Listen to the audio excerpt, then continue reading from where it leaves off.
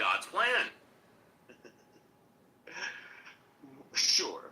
Okay, thank you. I am an overly simplistic guy. This is one of the reasons why me and the clubhouse philosophers have such contempt for each other and quite often argue. When I used to love philosophy before coming to Clubhouse, and the reason is because the philosophy that I learned, the philosophy that I researched, whatever it was, going back to Plato or whatnot, always brought the premise and the thoughts on how I can improve my life today.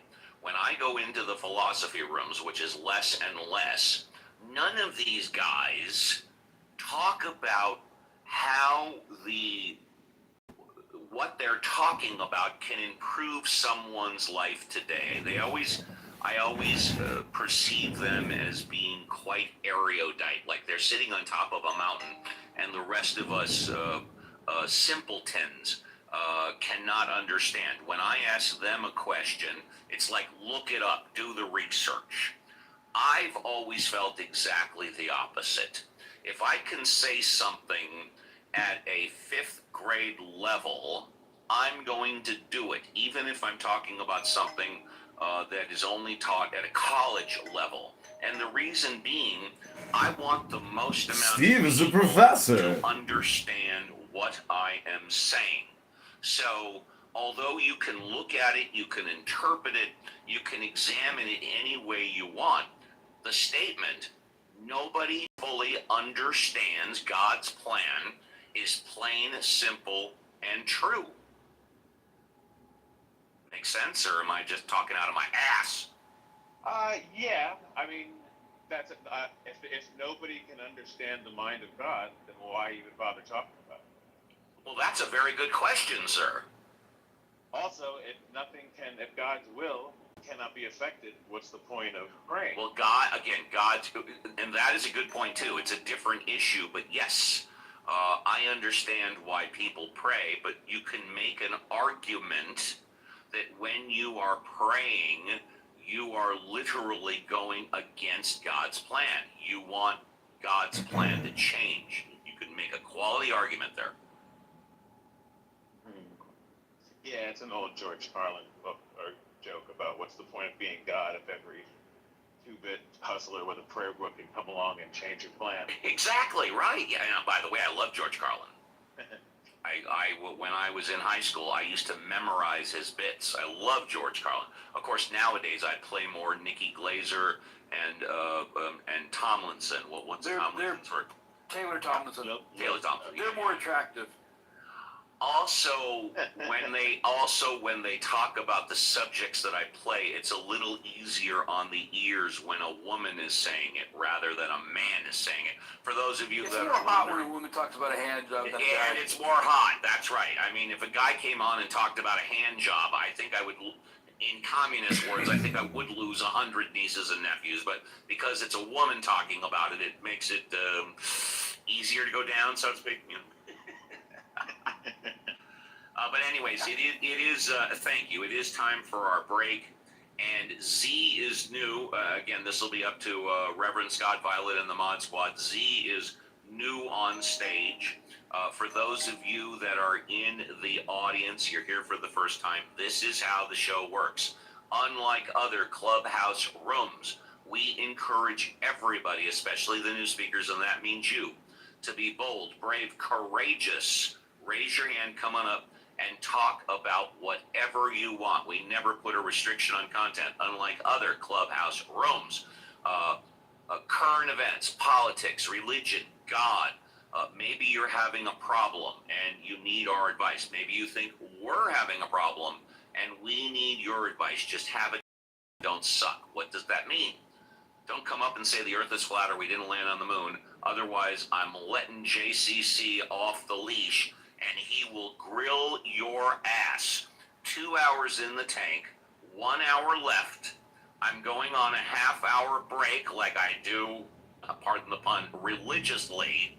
So don't go away, and we'll be right back with the XO Reverend Scott the sexiest voice on the Mod Squad, Violet, and the rest of the Mod Squad. Shabbat Shalom. Scary thing happened to me a few years ago. I was out to dinner enjoying a steak, and I was enjoying it a little bit too much because I began to choke. And I looked around at my table for help, and I don't want to name any names, but let's just say that everybody froze. Oh, actually, I do want to name names. Rabbi Simonson. Sorry. A very interesting thing happens when you think you might die. You have this panicked desire, this panicked need to know if you've lived your life right. If you've done enough, if you've said enough, was it all worth it? And I don't want to spoil it for you, but I did survive.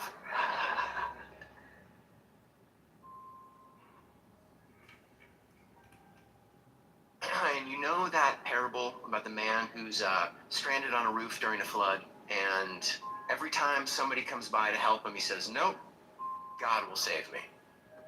And in the end, he dies, and he says to God, I've lived by your word. Why didn't you save me? And God says, I sent you a life jacket, and a boat, and a helicopter. That was me, buddy. We have all these chances to wake up and change the course of our lives. Everything can have purpose if you allow it. Thinking about switching careers? Maybe that's God pushing you. Hesitating about a big decision? That could be God telling you to think twice. Thinking about going all in on crypto? That might not be God. Ask your accountant what they think. I gave that crypto joke. But if you think God's plan is supposed to feel like something specific, and you haven't felt it, and you wonder if we're all in on some big secret that you aren't in on, let me tell you, you're in on it. Wanna share your point of view, or vent a little about what's bothering you. Got a question that's on your mind. Be bold, brave, courageous. Come on up and get you fresh fire. What does that mean? Well, listen up. Have a take and just don't suck. Be respectful, make your point and reason away. Come on up. Ask Uncle Steve today. Reverend Scott. Uncle Steve, what's going on? Wherefore art thou, Reverend Scott? Can you hear me? Yes, sir. Yes, sir. Oh, there we go. There we go. I'm here. Pretty good 2 hours. Oh, always, Uncle Steve. Always, Uncle Steve. Great little exchange with my friend El Normo there, and interesting. And I spent 15 minutes with the guy who came on yesterday and said he was going to eviscerate me. I don't think he was very successful, though. No one eviscerates my Uncle Steve. You're a tad loud. You might have to back off your mic a little. Let's back off the mic a little bit. There we go. Yeah, there you go. Anyways, I'm stepping out of the captain's chair. You go ahead. All right. Run the ship straight and true. As a friendly reminder, Z is new on stage, and take it away. All right, I'm just gonna two things to open up devotionally here. Just a little plea for the bargain. Bargain, but Violet, I want a little bargain here. I want a little, a grand deal I'm proposing here on Uncle Steve's show. And finally, new rule, as it's kind of late in the fourth quarter for America and we're behind by 3 touchdowns, let's take one last stab at a grand bargain between the two sides that hate each other so much. America used to do this all the time, make bargains, and I've suggested many myself, like, you stop saying fetuses are the same as babies, and we'll stop saying trans women are the same as biological women. You stop saying alternative facts, and we'll stop saying my truth.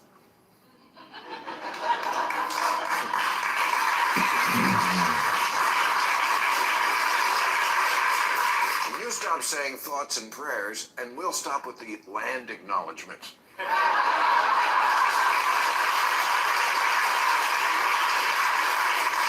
You admit there's no such thing as voter fraud, and we'll admit that getting a picture ID isn't really that fucking hard to do. Stuff like that. But as it is so late in the game, let's just go right to the granddaddy of bargains now. The left will seriously quash all their loony woke shit, and the right will stop the slide into autocracy.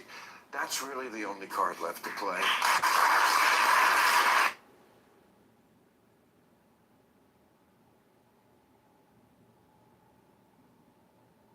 Yo. Scott. Little silence. I had my mic turned down. I How forgot to break to go the there. silence. There we go. Yeah, so that's My the only pleasure to break the silence. bargain, right? The woke shit versus the fact that we're losing democracy. And before I forget, sorry, communist. Go ahead, Communist. I was just reading your back channel. I accidentally pushed the wrong button. But the response to, and thank you for your back channel, I read them all and respond. The response to it is, I run the show the way I run the show because that's the way most people want me to run my show. And so that's the answer to your question. Sorry about that, Reverend Scott, please. He runs the show, okay. and that's the way it's gonna go. And we love the show the way it's run. And I'll just read a couple sentences from Emancipation After Hegel, Achieving a Contradictory Evolution, which is the best book, or the most important book for me intellectually I've read in a couple years. I think that's true. And this is something I wish we would all keep in mind during Clubhouse exchange. If I, for instance, take up a skeptical position and reject the certainty of any knowledge at all, the logic of my own position contradicts itself by establishing universal certainty about the lack of certainty.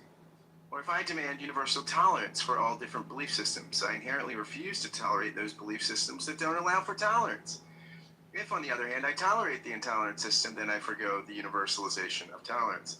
In each case, the thesis is at odds with itself on the basis of its own articulation, not through the emergence of an antithesis that responds with a counterpoint. These are not exceptional cases, but instances of what inevitably occurs with any thesis. For Hegel, the thesis always generates its own contradiction, So before you pull apart someone else's logic, look at your own. Any position you have is internally contradictory somewhere, right? There's no perfect logic, there's no perfect consistency. The contradictions run all the way down in all of our opinions. If we held to that, we might be a little more humble and a little more circumspect about our own judgments, but that's a lot to ask on Clubhouse or even in life. Let's go to Z. Z, nice to see you. Welcome to the stage. Would you like a fresh five to tell us what's on your mind? Well, first of all, I do know that there's always interference everywhere in the universe, in the galaxy, on our beautiful planet. There's always interference, and we all have a choice to be constructive in the interference or destructive, and I've been both. So I will say I had to start laughing at some point because I'm like, I can't remember what what did I come up to say?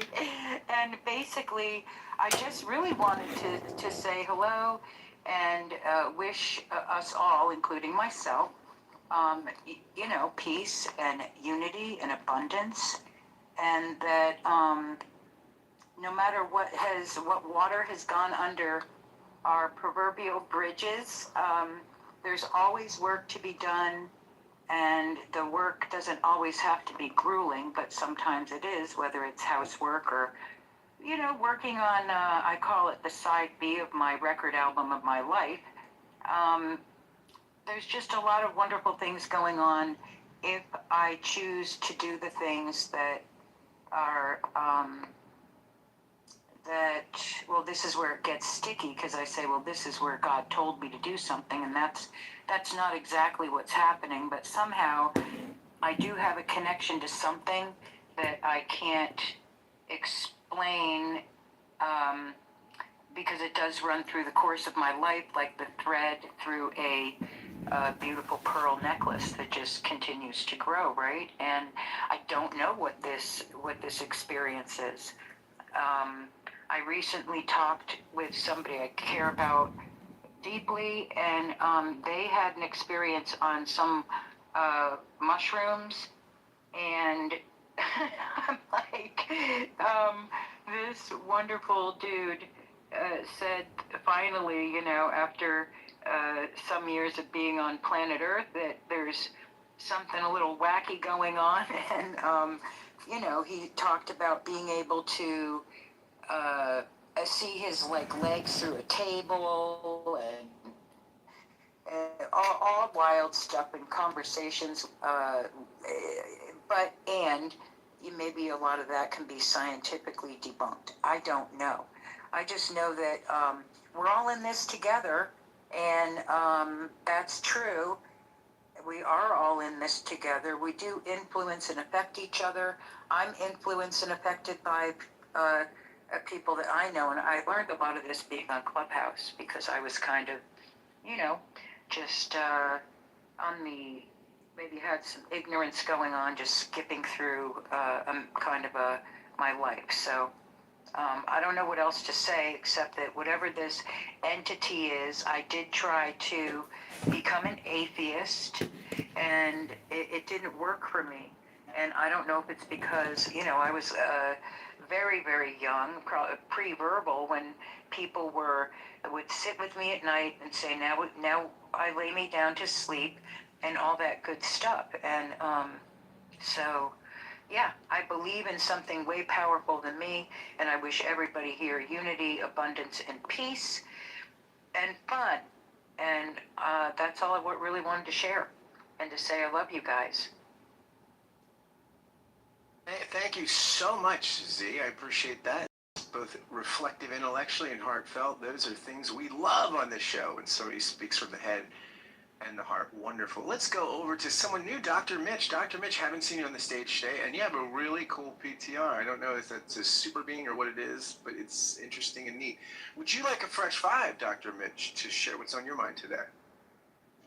Hey, Reverend Scott. I just wanted to, actually, I think Z said everything I would have tried to articulate. So just want to be supportive. I just like to come up supportive. I don't know that I have any wisdom or pearls. Just try to be present, be nice to people, and do the best you can. That's about it. So lots of love to everyone. Thank you, Reverend Scott.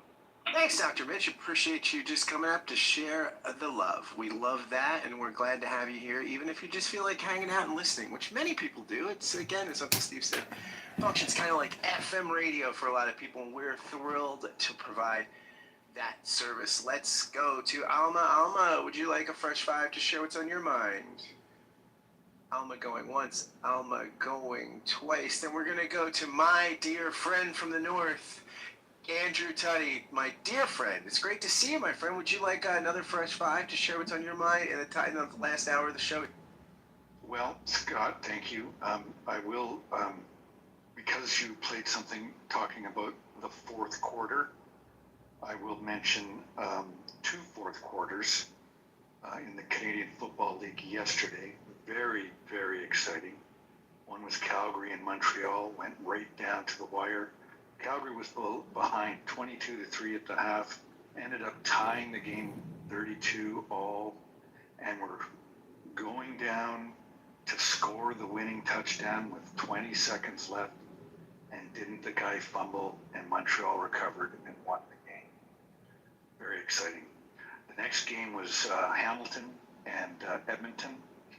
Hamilton had their backup quarterback, Trey Ford, who actually is a former University of Waterloo Warrior, wearing black and gold in both scenarios. That game came down to the fourth quarter, where Toronto, sorry, I'm lying, it's Toronto and Hamilton, not Edmonton. So Toronto scored what would be the tying touchdown if they got the single point, and they missed. So Hamilton was still ahead by 1 point. Toronto got the ball back and marched the ball down to the 30 with dying seconds, went to kick the field goal, and didn't they miss? And that ended the game. Hamilton won by 1 point. Very exciting stuff. Scott, you should tune in. I have a fellow American, Alan. You know Alan, at that room you were modding there for a while with me. He has embraced the Canadian Football League entirely. I get little messages from him all the time during the games. So I encourage you, once again, to look north, young man. and watch the very entertaining sports. And of course, we have the World Cup final today, and I think it rained enough maybe to clear the air that people aren't running around in toxic fumes. So anyway, thanks, Scott.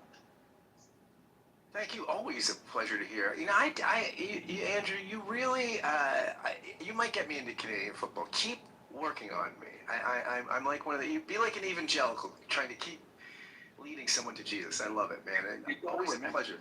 You got to remember, Scott, that many of the players are from the United States. We just don't have that kind of population. And so, you'll probably, like, Doug Flutie played up here for years. I know that. Yeah, I did know that. Yeah. So, anyway. And Doug Flutie, I think, played for Trump's team, right? The Generals, I think. We won't hold that against him. Yeah, and of course, the old Warren Moon, too, if you remember Warren Moon. Oh, yeah, of course. Great for the former Oilers quarterback. Yeah. That's right. Yeah. Thanks, Andrew. And maybe I'll see you in one of my pop-up rooms. Always a pleasure.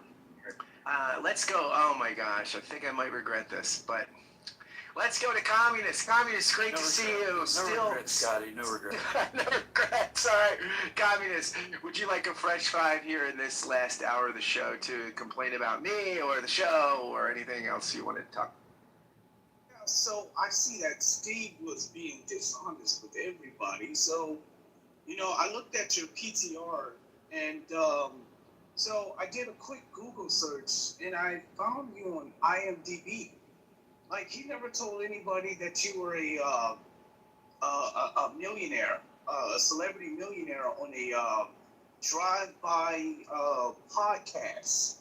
You're on IMDb. Wait a minute. If Reverend Scott is a millionaire, I want some of that money right now. I would give it to you, Uncle Steve.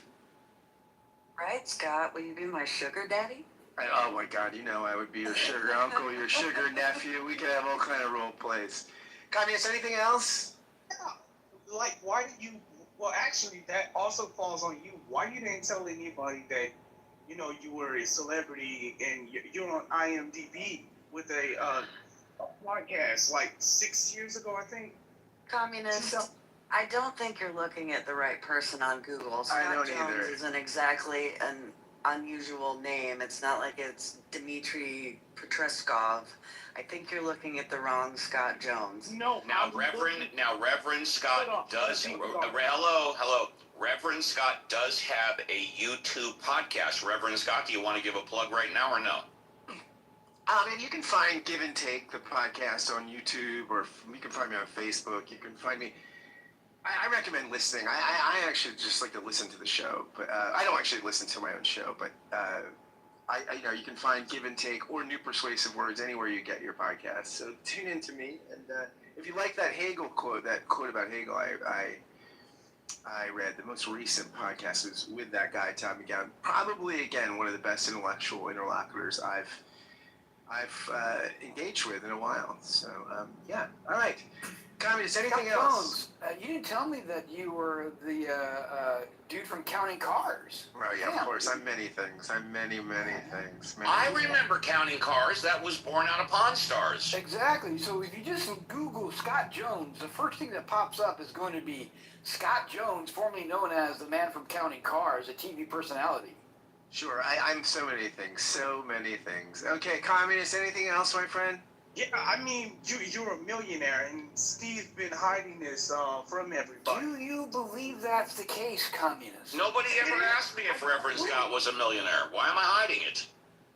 No, you never told anybody because you said that you know everybody on your JCC, I knew I would regret this. I knew it. This is great. This is great content. No regrets. That's true. It's true. It is great. It's great for the show. Yeah, look, Communist, I do know everybody on my mod squad. I do have everybody's cell phone number on my mod squad. And I know personal things about their family lives. It doesn't mean I'm going to go and tell them. Someone has to ask. Believe me, I know a lot of personal things about the mod squad in their personal lives, but I haven't misrepresented anything. Nobody's asked, and if they were to ask me, I'd probably say, it's none of your fucking business. How dare you? How dare you? How dare you, communists? That, of course, is Greta Thunberg. I love that. I love that, sure.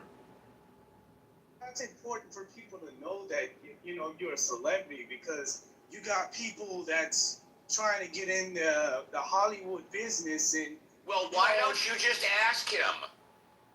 Yeah, you No, keep I'm just presuming. thinking- Wait, communist. Why don't you just ask? A quick correction. Communists. Right, Please anybody listen. that comes in the room, you're welcome Please. to talk about it. Please listen, communists. You're making the presumption that you have the correct search of Scott Jones. So, like Steve said, ask Scott Scott. Jones is the way to go. SCOTTKENTJONES, because I'm probably one of the only one of them in the world, and the only one with a significant social footprint. Not that mine's that huge, but if you wanna find me, Scott Kent Jones is always the way to go, and that's all my socials. But this is how it works.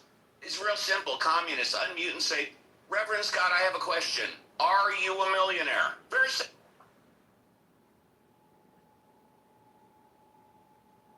Now is your time to talk, communist. Yep. Okay, so I put the photo on my PTR. This is Scott Jones because I look at his PTR and I put it in my PTR. Ask the question that Steve asked you to ask. That is, I remember when that photo was taken. That's a little old, but I still look great. Yeah, see, I told you that's him. That guy's a freaking millionaire. I don't need No, that. you're mistaken. How am I mistaken? He's on IMDb. Where does this say he's a millionaire? And once again, you failed to ask Scott directly if he He's is a on millionaire. IMDb. You're not. What that means? Hey, yo, bro. I muted you, right? So please, once again, go right to the source. How dare you? Ask Scott directly, communist, your question. Ready? I don't need to ask the question. I see it for myself. You're asking me to ask something that I already know about. Ask no questions. I tell you no lies. You are wrong, communist. You believe the hype. You got it mistaken. I'm gonna move on, communist. Thank you. That was great to hear from you, bro. I'm gonna go to my dear friend. I'm gonna go to my dear friend Randy. Randy, it's a thrill to have you on the stage. Would you like a fresh five to tell us what's on your mind, sir? Randy, good to see you, even though I'm on my break. Good to see you, bud. Good to see you, my brother, from another mother. Okay, where do I begin? First of all, Scott, thanks for lending me that 20K. I should have it back to you soon. Always, always, always. Yeah, you know. And by the way, Randy, before you ask... Randy, before you ask, my name is Steve Appel, and I'm taking up the ass. What? Oh, well, that one I want to talk to, definitely. Uncle But Steve is a power top. We all know that. Yeah, that's right. But Randy, before you ask, yes, I am a millionaire. I'm not aware if anybody else on the Mod Squad is a millionaire, but before you ask, yes, I am a millionaire. That's it. Well, I want to say this. If friendship is wealth, and it is, then I'm a multimillionaire because of my great friends, starting with Scott. To be a friend of Scott's is worth $1 million. Thank you so much, Randy. That's a beautiful thing. And then you throw in some of the other friends that I have. I'm worth at least eight digits, whatever it is. Yeah, and by the way, I don't think there's anything online that says I'm a millionaire, but... Yeah. But anyway, we are friends, Scott, for real. Not just clubhouse friends. We're real. You friends. know what they say, an apple a day keeps the doctor away. Okay. This guy is special. For the record, that is not a good impression of Steve. Just so you know. I mean, I know you're proud of your impression of Steve, but it's not good. But I'm going to give you my fresh five starting now. Last night, I saw Joe Jackson, the great Joe Jackson, in concert. Yes, he had most of his hits in the 70s and the 80s. Is She Really Going Out With Him? Different for Girls, Stepping Out. And this guy's about 72 years old. His voice, I hope everyone knows who I'm talking about when I say I saw Joe Jackson, because it's a common name. But Joe Jackson is a British hit maker who came up around the same time as Elvis Costello. He was a little overshadowed by Elvis, but he had a lot of big hits on his own. In fact, in his day, he had more hit songs than Elvis Costello. He had more songs on the radio than Elvis. And then he just kind of receded for a while, but he's been making records ever since, and great records. And I saw him at the Beacon Theater last night. Fantastic show. His voice is as good as it ever was. His piano playing is as great as, I mean, I forgot how great he was on the piano. It was a 5-piece band. Him, his longtime bassist, Graham Mabey, a guitarist from Long Island, I forgot his name, a drummer, and a percussionist. It was a 5-piece band. They killed it. It was a great show, about an hour and a half long. They did one cover. They covered a song called Spiders from, Scary Monsters. They covered a David Bowie song called Scary Monsters. And it was a great show. And I just want to say thanks. We bought the tickets the day of the show on StubHub. They were pretty cheap. And it was a great time. So that's one thing that went on. As I've talked about already, Friday night I saw the movie The Invite.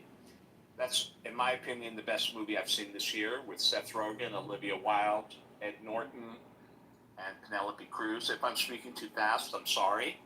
And that's what's happening this coming week. I'm going to dinner with friends for somebody's birthday Tuesday night. My point is, kids, it's summer. Get out of your house. Enjoy life. Some things cost money. Some things don't cost money. Friday night after the movie, which was cheap.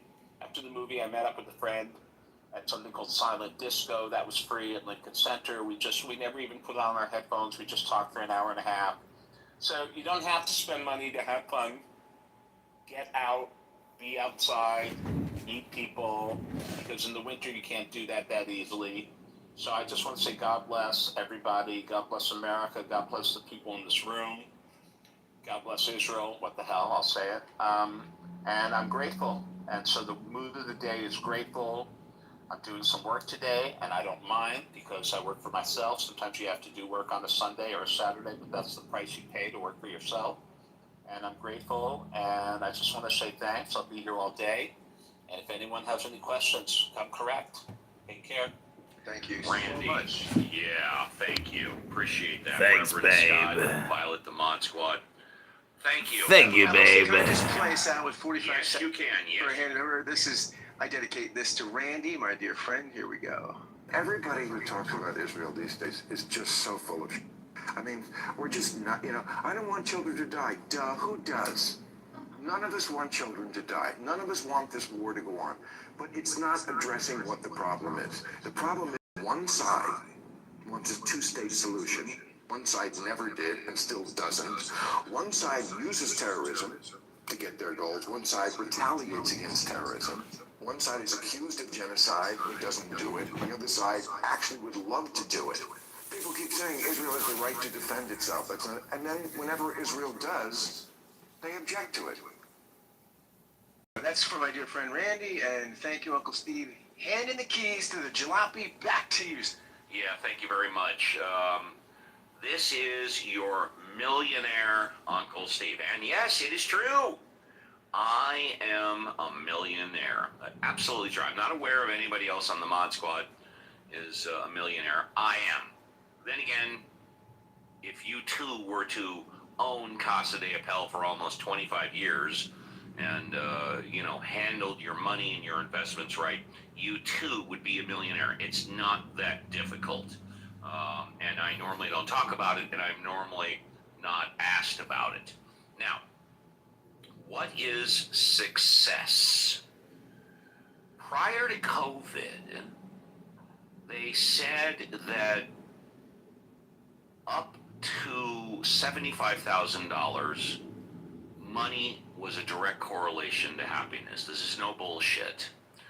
Prior to COVID, your happiness was affected by how much money you made between $0 and $75,000 a year. Above $75,000, then arguably there was no effect. Now, since COVID, inflation, the whole ball of wax, I'm going to increase that level to $150,000.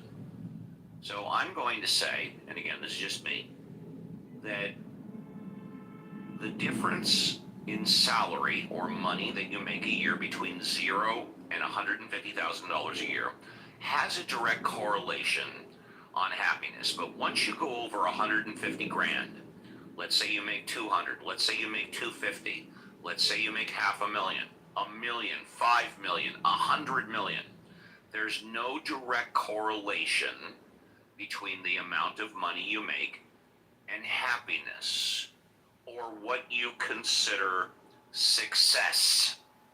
Now, people define success differently. I haven't spoken about it recently, but I've been very consistent about my definition of success.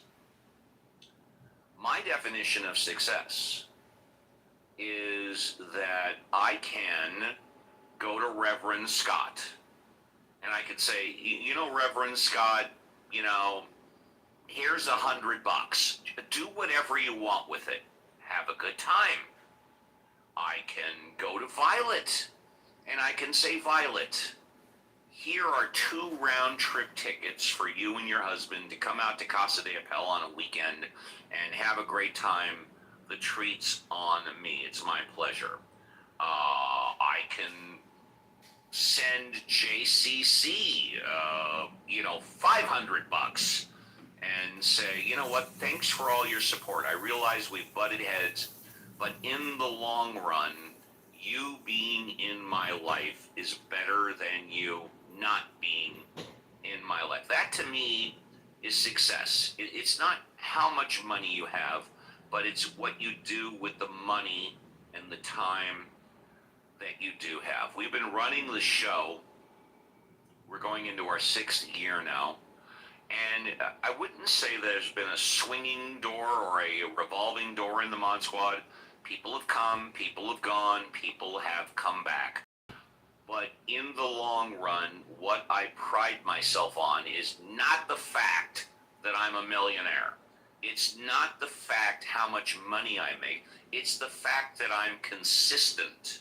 It's the fact that I'm honest, at least to my true beliefs. And the fact that my word is my bond and my bond is my word. You can count on me. We know for a fact that with maybe one exception in 5 or 6 years, the show was here every Saturday and every Sunday from 7 a.m. To 10 a.m. Pacific Standard Time for a 3-hour tour. It actually used to be 4 hours, and then we cut it back to 3. Leave them wanting more. Yeah, and we've always had basically the same format. It's done for a specific reason. We've always been consistent that you come up and you decide the direction the show is going. We never run clickbait titles, although when we do pop-up rooms and shit like that, of course we do. But on Saturday, it's Ask Uncle Steve. On Sunday, it's Ask the Atheist. But the format of the show is exactly the same. You come on up, you talk about whatever we want, whatever you want, and then we go down that path. And if the stage is filled up, you get 5 minutes. If there's nobody on stage and we like what we're talking about, we'll go 10, 15, or 20 minutes, as evidenced today. And we had the gentleman who said he was going to eviscerate me yesterday. He was on stage for between 15 and 20 minutes. And then when I said we had to go, he goes, okay, so you're running. Great. I don't run from anybody, at least not on this app. I am open and honest, and I'm accountable for everything that happens. We don't have any new people on stage, so let's go to the Mod Squad. Alfonso, would you like a fresh 5? You probably with, yeah, hey, would you like a fresh 5? Not at the moment. And in fact, speaking of success, thank you for reminding me, on my bucket list is to go to Costa Rica. And I'll probably go next year. And I have told Alfonso that when I go, I'm going to offer him a round-trip ticket and put him up. Because Alfonso is the founder of the Atheism House. Look, when I first came into this house and I saw what was going on and asked Alfonso for permission to do my own shows, and he said yes. And then when we started doing the shows, he gave me some critiques. Steve, I like this. Steve, I don't like that. We came to a meeting of the minds. I could have started my own house. Well, I did, Casa de Papel. But I could have started my own house and named it something else. But it's like, did any of you ever see, it's on Netflix right now, The Founder with Michael Keaton? It's the story of Roy Kroc, who basically is thought to be the inventor of McDonald's, but in actuality, he's not the inventor of McDonald's, but he definitely is responsible for making McDonald's the worldwide success that it is. He could have taken their idea, the McDonald's idea, and started his own thing. But what they did with the golden arches and the name, he said, you know what, you can't compare to that. And instead he went with it. And basically, I don't want to say he stole it from him, but he made it what it is today. It's the same thing, in my humble opinion, with the Atheism House. I'm not saying the Atheism House is the way it is today because of me, but Alfonso started it. And rather than me just going and doing my own thing, I wanted to partner with him. And I think it's been a very successful partnership. Let's talk about Reverend Scott. Steve. Yes, go ahead. Please comment. Comment. Take a few minutes. Go ahead. So there's a meeting of free thinkers in Costa Rica that I mentioned from the on the 20, 21, and 22nd of November that I wanted to attend, but representing Atheist Alliance International, the budget is short, so if you're interested, we could both go on those dates. Let's talk about it off the air. I definitely want to go to Costa Rica because I've never been. I'm not sure if I want to go during that time, but let's talk about it off the air. Fair enough? Yeah. You got it. Maybe. Well, in fact, let's just talk right after the show. Sounds good. We'll talk about me and JCC. Me and JCC have butted heads throughout the past couple of years. Me and JCC have arguably, we've had arguments and disagreements, but in the long run, I know that I believe that without question, the show is better with JCC than without JCC. Now, I don't know what JCC thinks about me, but he still comes back. JCC, any thoughts? Want to talk about what a dickhead I am, or what? Steve, I appreciate all the accolades and kind words you have uttered, and I do hold it with utmost respect for you, and I too respect you as well, and I do appreciate being here. And we were discussing my participation in your room/shows, and I tagged myself, not only the grill master. Yes. I like to say I'm the Steve Tamer. Love that. On occasion, I'll say Steve, dude, dial it back. So yeah. And how do I respond? You go, thank you, and you do. And absolutely. Not only myself, but other mod squatters do it as well, and you do it here, and you recognize, like, yeah, you're getting a little amped up, and you getting excited. So yeah, it's awesome. And yeah, we have butted heads, and I am happy that we can be adults about it and resolve our issues. Yep. Exactly, and it was also JCC who put his money where his mouth is, because when we were butting heads a little while ago, he said, hey, act like a man, call me up privately, and, well, in a manner of speaking, say it to my face, and I did. And I think that gained a little bit more respect. But if we ever have a problem, like I said, the entire Mod Squad has my cell phone. Then we come to Violet. I love Violet being on the show. You know, Cora used to be here. Cora drops in, but Violet has been more consistent lately. Cora used to be more consistent. There are other reasons, and I love Cora.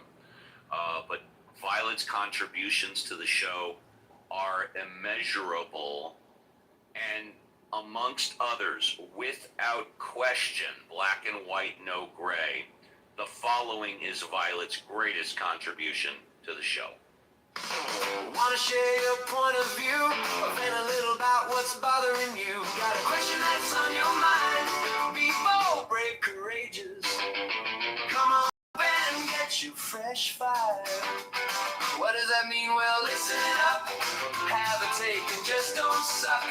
Be respectful, make your point in a reasonable way. Come on up. Ask Uncle Steve to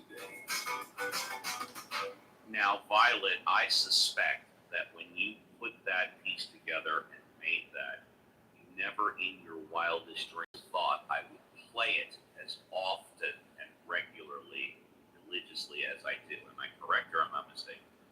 You are correct, Steve. Like I told you the morning I sent it to you, I woke up unusually early before the show and started having these little thoughts about a theme song for you. So I just went ahead and worked with it for a little bit. And then when I sent it to you, I thought this might make you smile. I just wanted to share it with you. And so when you played it that day, I just was blown away. I was like, oh my God, I did it.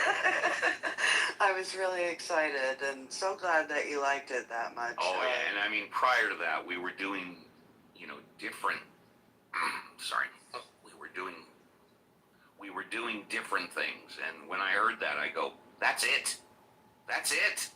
And we've been playing that theme song since then. So, in addition to the song, thank you for coming on here religiously, pardon the pun. Thank you for your contributions. There's no question that the show is better with you than without you. And then, of course, there's Well, wait a second, yes. Steve. I wanted to say, please. I want to thank you. I found you and your show when I first started on this app, and I was very, very unsure as to whether I would fit in anywhere. If I had anything of interest to say to anybody with my life being somewhat average, which, I know there's nothing wrong with that, but I also felt very insecure. So when you asked me to join your mod squad,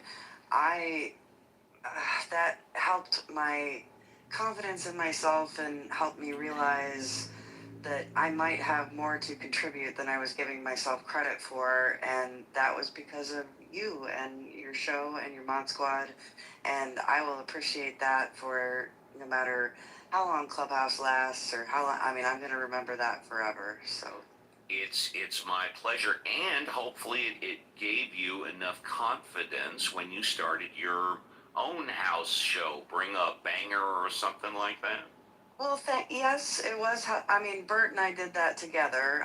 It was a collaboration with him, but learning from you gave me the skills I needed to be good in that room too. So it's great, Steve. I love being here, and you're my favorite place.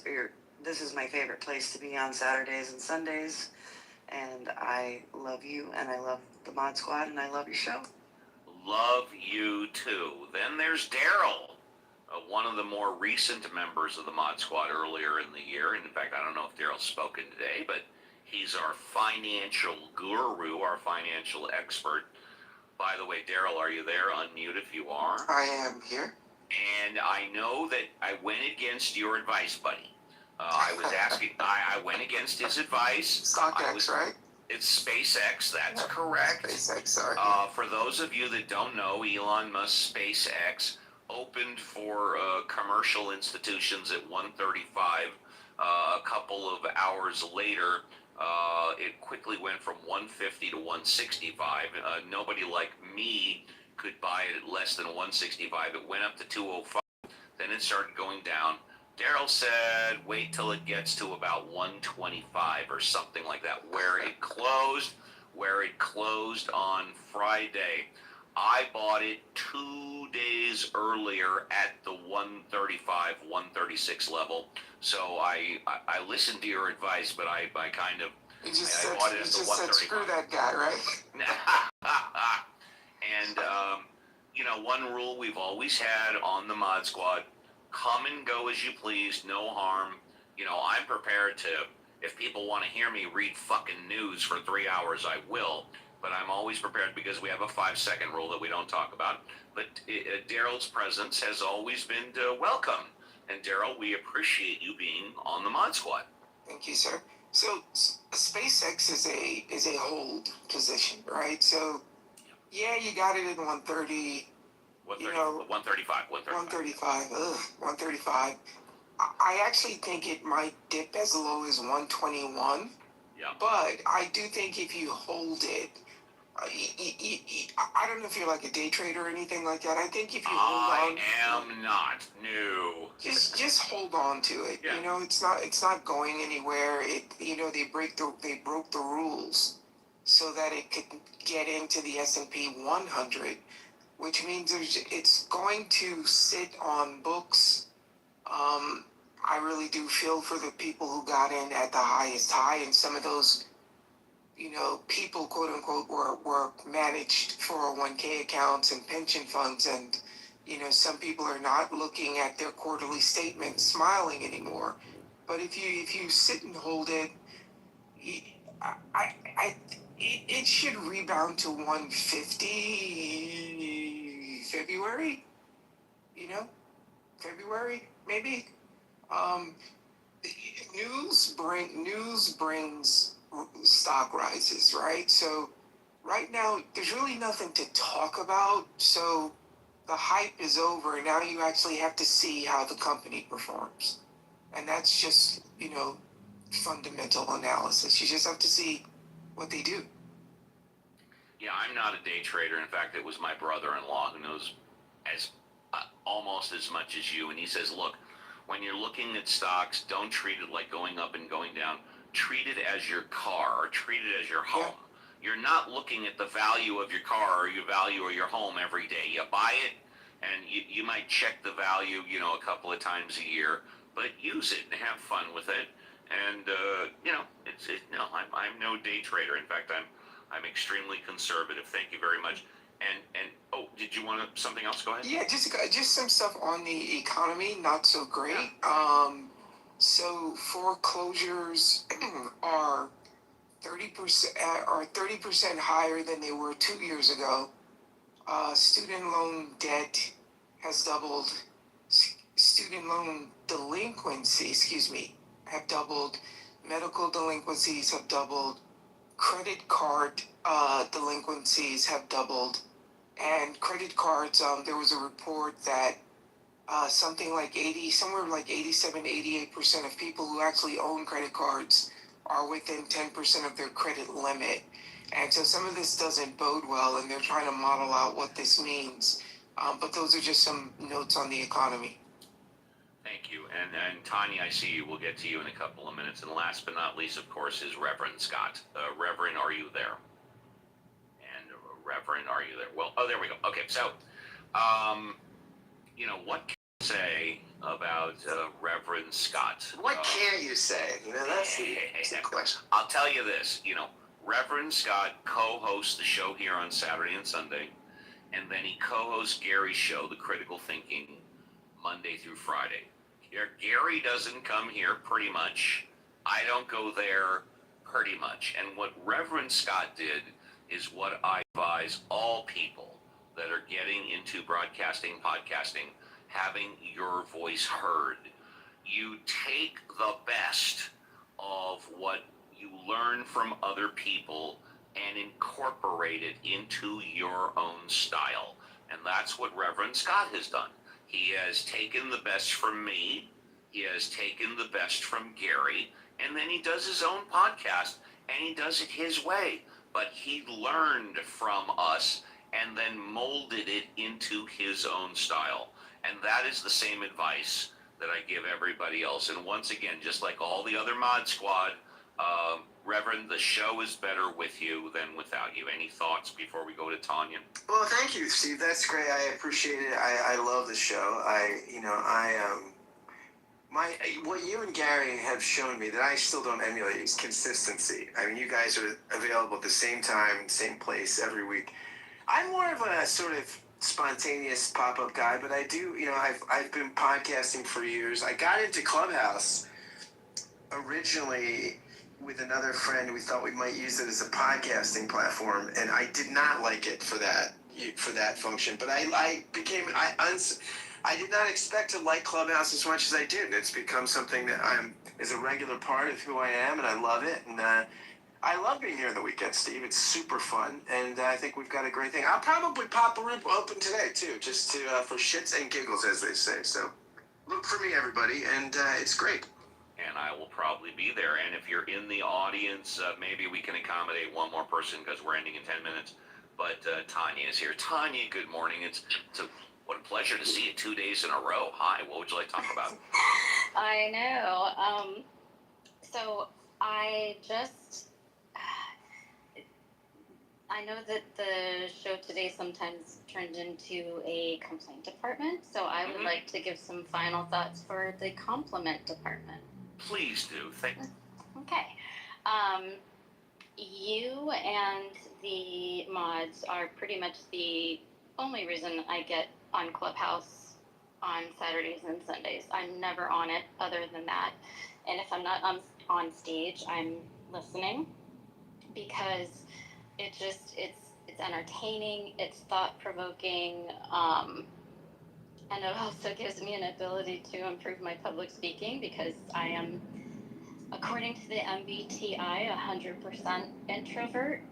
So this provides me an opportunity to have a voice and speak. I'm similar to Violet, where I don't have a lot of self-esteem. So I appreciate the opportunity.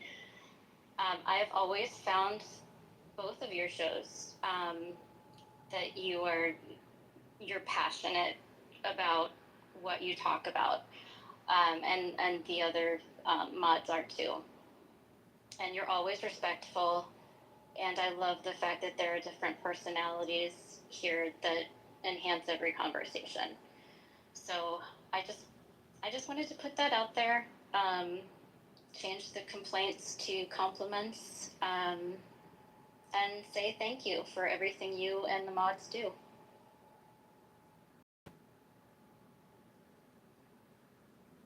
Thank you, Tanya. Steve, you're not coming through. There we go. The 5-second rule. Thank you. I didn't push the button.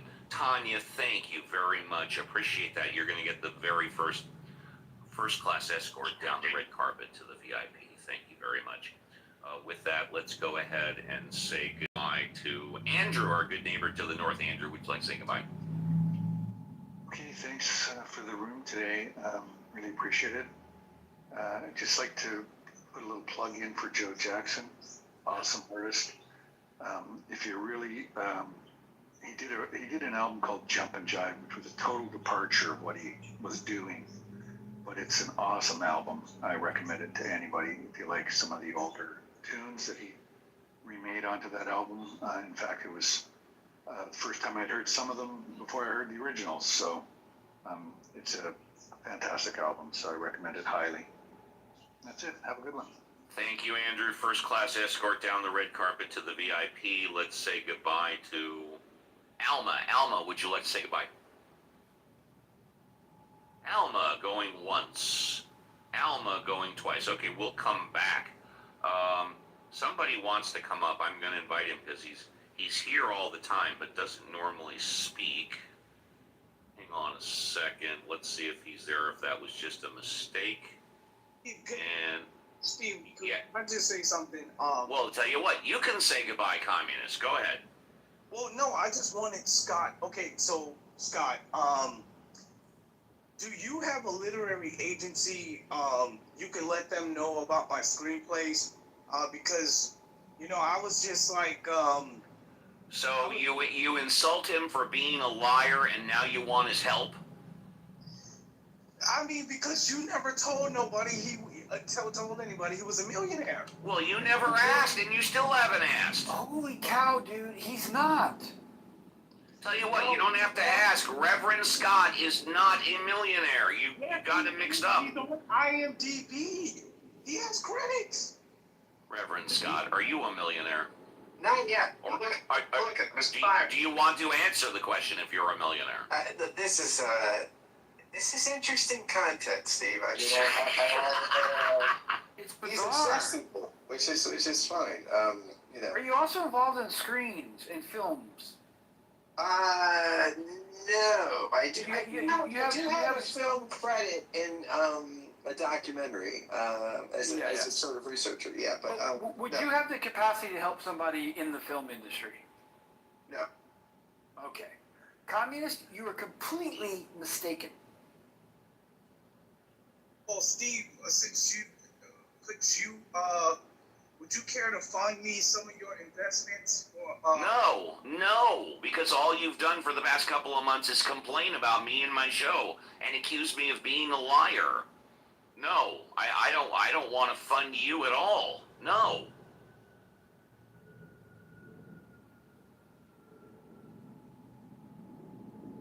Now that that's been said, would you like to say goodbye? Okay. There any left on his own? Yeah, no. You come on the show for 3 months, you complain about the way we do the show, you accuse me and my mod squad of being liars, and then you ask for our help? I understand, communist, that you are, and I'm going to paraphrase, mentally challenged. I get that. But that's not the way the world works. You don't barrage people with negativity, accuse them of being liars, tell them they're going to lose 200 listeners if they don't do it your way, and then you ask for financial help. That's not the way it's not the way life works. Alma, would you like to say goodbye? Alma going once, Alma going twice. We'll come back. El Normo, thank you for your contributions today. Would you like to say goodbye? Yes, indeed I would, and you're welcome, and thank you. You're welcome. That was fun and funny. I have seen the kind of behavior we just saw before. I will draw an analogy to the Palestinians who relentlessly attack their neighbors and then stick their hands out and ask for money that they can use to buy stuff with which to attack their neighbors and then complain that they are victims. Please forgive my partisanship, but on the other hand, we can say anything we want on the stage, and I don't demand or require or even request anybody agree with me, but I thought I'd get that out of my system. I am thinking about my latest ideas, and my belief is that Palestinianism for the Democratic Party is the new transgenderism, which is the new climate change obsession. The idea that preventing people from buying good dishwashers or clothing dryers will change the climate is nuts. By the way, this sort of weird effort at social control was in view during the pandemic. Yes, take measures to protect public health. No, closing the schools for 18 months is not a good idea. It's very bad. It's a very bad idea. Trying to attack Jews and exclude them from the Venice Biennale, which happened, and various other museum shows, and from food co-ops, and from the city councils of little towns in upstate New York and elsewhere, will not bring peace to the Middle East. It's crazy. And telling little boys that they can get pregnant will not help them in any way. These are all crazy ideas from my party, the Democratic Party. I, like Will Rogers, do not belong to any organized political party.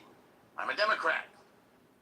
And with that, Steve, I want to say that your rooms, for some reason, Steve, that I don't understand, get better and better every week. Thank you. You're welcome. I guess I'll end it there. I'll end it on that positive. And I'm not trying to glaze you up. But I mean it. It's just I feel like the conversations get better, you get funnier, and your patience is a thing of wonder with your interlocutors. You're very kind. Thank you, first class escort to the VIP. One of the reasons why I do this is because it does improve my patience. And then when I go into my D job, like dealing with other lawyers and doctors and judges, I have real patience there, you know. But last chance for Alma. Alma, would you like to say goodbye? Alma going once. Alma going twice. Alma gets a stretcher ride from the entire Mod Squad down the red carpet to the VIP. And let's say goodbye to Alfonso. Alfonso, would you like to say goodbye? Alfonso going once. Yep. Yeah. Yeah, thanks for the show. I'll see you guys next week. You got it, buddy. Let's go to Daryl. Daryl, would you like to say goodbye? I would. And Uncle Steve, you said something. So I was actually in your neck of the woods all week. I got back at 3 a.m., so that's why my voice sounds like this. But I had lunch over in Sherman Oaks with a friend. I'm right by there. I'm right by there.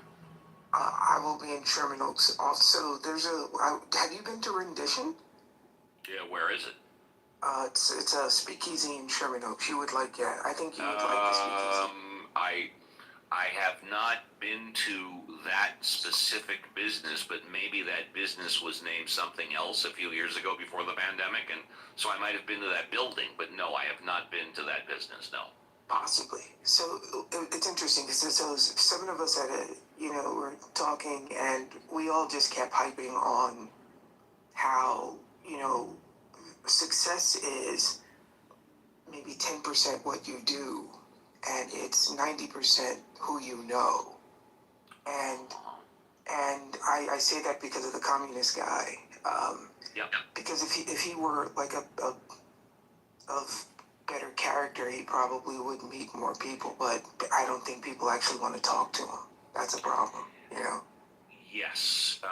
Well, again, I'm paraphrasing, but he's admitted before he's mentally challenged, and he doesn't have any experience in the entertainment business. So then he should talk through someone else. Yeah. That's the way to get along. No, let me rephrase. No, the best way to develop a circle of friends and/or business partners is to emphasize the positive and minimize, if not eliminate, the negative. That's why I've constantly stressed on the show throughout the years that the Mod Squad, we air our dirty laundry privately, not in public. If we've got something bad to say about another Mod Squatter, we don't do it on the show. I mean, when was the last time and again, this show is kind of designed after a radio show. Think to any radio show that you listen. When do the people on the show negatively criticize each other? Never. That's why when you get to TMZ or you read about the infighting, within people on a show, a radio show, TV show, it's always done off the air. That's what we stress. Violet, would you like to say goodbye? Yeah, success is like when you were talking about what connects you to us and what that would let you put your resources toward because you trust us and you care about us. That's success to me. The people in my life don't get me wrong, I wish I had more money, but honestly, the connections I make with people in life are what make me feel successful, that I have a purpose to be here, and that is to, be in a community of several communities. So I consider being on your show a success every time, and I love being here. I hope everybody has a great week, and bye for now, everybody. You can ask any reasonable businessman, not all, but a lot. And if you ask them what is their best investment, they will say the people that they work with, the people that they partner with, and the people that they hire. That is your best investment. Let's go to JCC, the Grill Master. Great. I love that title. Would you like to say goodbye? Of course, Steve. Great room, great show. We had some good discussions. We had some good banter back and forth. We had some interesting content, and an argument from organized universe. Therefore, an intelligent being must exist. However, there's argument against that, and that can be discussed later on with more people that want to hear the argument. But no, once again, I enjoy being here, and thanks for keeping this going on 6 years now. Yes. And that's quite awesome. Looking forward to next week as well, and to that, I bid everybody happy trails until we meet again. Have a great rest of your Sunday. And last but not least, the XO, Reverend Scott, who may be running a pop-up room later. Reverend Scott, would you like to say goodbye? Yeah, Uncle Steve, I do. It's always great to be here. Yeah, that was interesting. I do think that, to JCC's point, I think oftentimes both the theists and the atheists that come on here are a lot more confident of their arguments than maybe is warranted. I think that, look, the world's a messy place. I think to a lot of people, it looks purposeful and like there's meaning and it must be designed. I think to a lot of people, it looks chaotic and cruel and red and tooth and claw. I think both of these are really reasonable approaches to a world as complex as ours. And I think we ought to engage each other with some humility, sympathy, maybe even empathy, and realize most people believe what they believe because for good reasons, for an amalgam of intellectual reasons, emotional experiences, life journeys, sort of factors. And so I wish people would approach people with some understanding rather than thinking that people are so stupid and have never thought about their beliefs. Most people have thought about them quite a bit that come on here. So thanks and goodbye, and I will see everybody hopefully next weekend, maybe even today if I pop up in a room. Last but not least, Marshall, I haven't heard from you all day. I don't know if you spoke, but Marshall, would you like to say hello and goodbye? Hello, everybody. Goodbye, Hello. everybody. Thank you. And with that, y'all, we are done. Great show. Without question, better with you than without you. On behalf of the Mod Squad, we wish you and your families a great remainder of your weekend. We will be back, as always, next Saturday, 7 a.m. Pacific Standard Time, and next Sunday, 7 a.m. Pacific Standard Time, for another 3-hour tour. And we'll close it with this. A lot's been made about consistency. And yes, we have been extremely consistent that we are basically here every Saturday at 7 a.m. Pacific Standard Time, every Sunday, 7 a.m. Pacific Standard Time. We make small little changes and corrections based on what everybody wants. And yes, you can send me a back channel. I not only read them all, I respond to them all. But it's not only about consistency. It's not only about honesty. It's not only about critical thinking by osmosis. It's not only about the 3 hours. It's what happens in the 3 hours. Take care, everybody. Be careful on the clubhouse streets. Hey, come on in, kid. I'm getting dressed. I was at the hotel and they told me he took the night off. Thought he was sick or something. Of course I took the night off. Tell me. This is the night you wrestle. Took the night off for that? Yeah. Shaved, got a haircut and everything. You never took a night off to see me wrestle before. I'll dock you for that. Hey, kid, money ain't everything. You know, it's not that big a deal, Elmo. I mean, it's 6 lousy minutes on the mat at that. You ever hear of Pele? Yeah, he's a soccer player. Very famous soccer player. I was in a room here one day.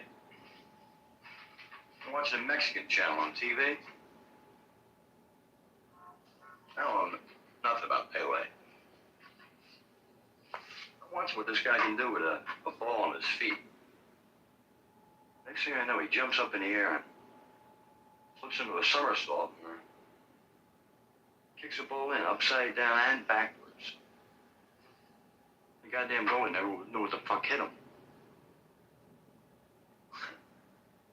Pele gets excited and he rips off his jersey, starts running around the stadium, waving it around it over his head.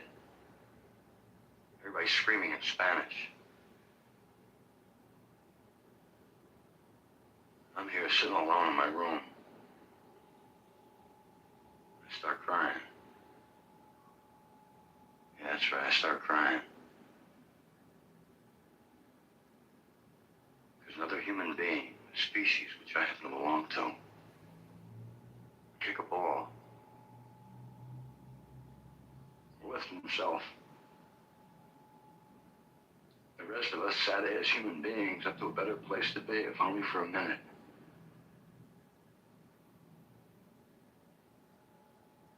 Let me tell you, kid, it was pretty goddamn glorious. It ain't the 6 minutes. It's what happens in that 6 minutes. Bombadita, bombadita, bombadita, bombadita, bombadita, bombadita, bombadita, bombadita, bombadita, bombadita, bombadita, happy trails to you. Bombadita, bombadita, bombadita,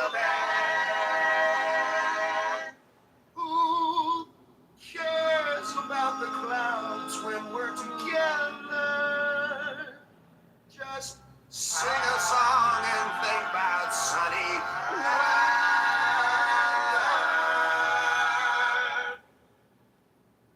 Happy trails.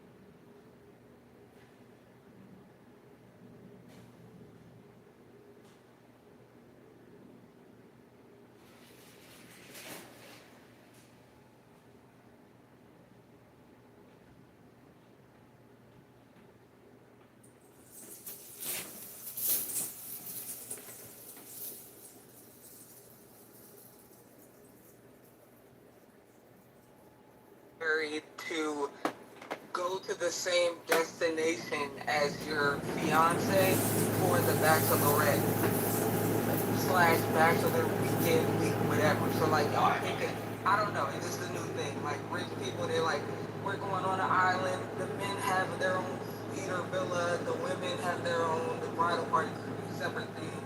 They do some things together. That's just what's. This should sound like some like love. This should sound like some like Love Island shit. That is not Love Island, please. Again, Dr. Library Card, what he said is correct. It's just with the kids cross race. It's just what young people are doing now, where they have joint bachelor parties, and they do separate things together. They do things together. It's just what they do now. The upwardly mobile ones especially. Why? Because that's just what they want to do. That's the new in vogue thing to do. If you are an upwardly mobile young person and you are about to get married, the in vogue thing to do is for you to get your bachelorette team together, he gets his bachelor party together, y'all all go to a particular destination, y'all will do things together, y'all will do things separately, but y'all will 9 times out of 10 be in the same locale. So the girls like going to Nashville. Some of them it'll be joint in Nashville, it might be joint in Vegas, it might be joint in the islands. Some people still do the traditional separate bachelorette and bachelor parties, but the new in vogue thing to do for some of these people is to do the joint ones. Yeah, it seems like This is what I mean. The gender Avengers. Exactly what I mean.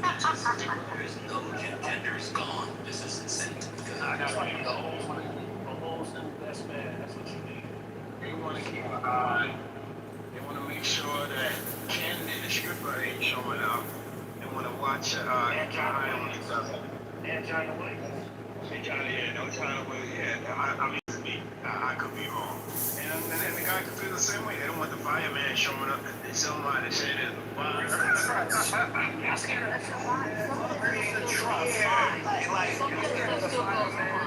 Like, it's really about, you might do some events together, but some things are still separate, so those things still can go on. I know a person that did it because they said that his friends, they don't play the good games. His wife, or future wife to be at the time, and her friends planned better events. And so, like, we getting it together, it became a better trip. He was a good best man. It was hard. It's my So, hold on, T, you want to say something? Get off your chest. Sister. T.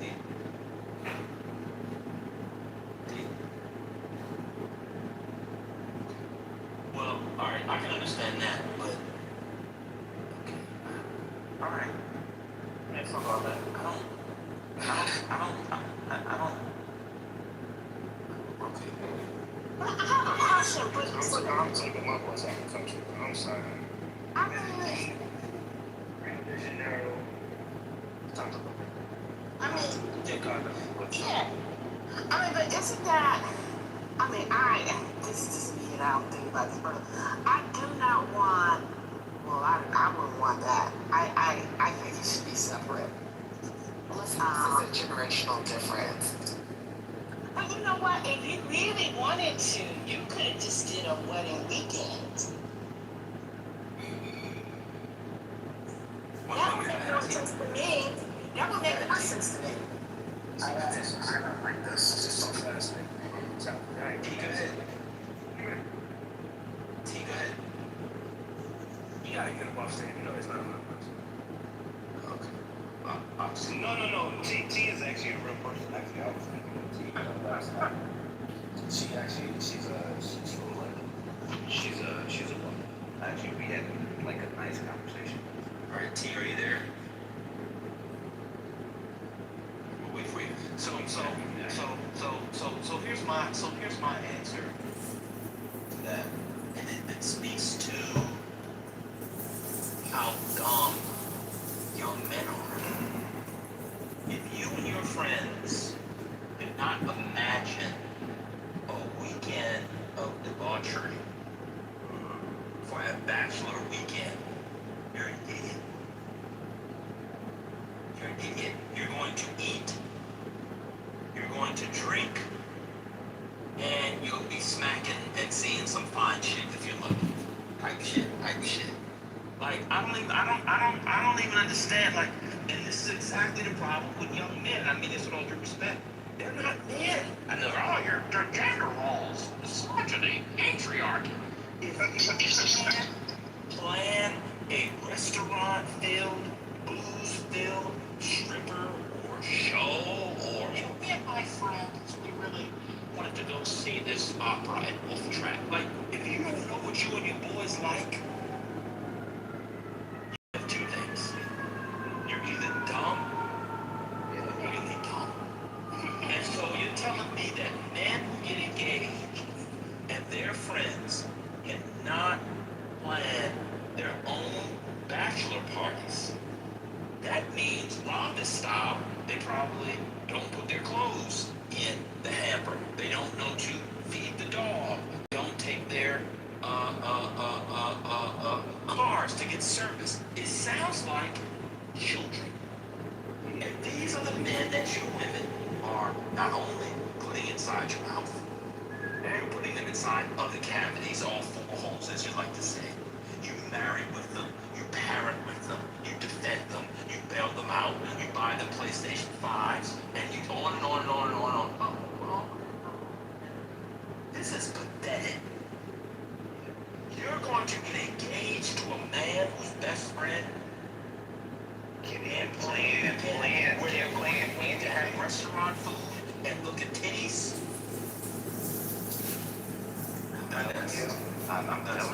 I'm telling you, that is horrible. Like, if you can't plan that, then how you gonna plan the life you do in this plan?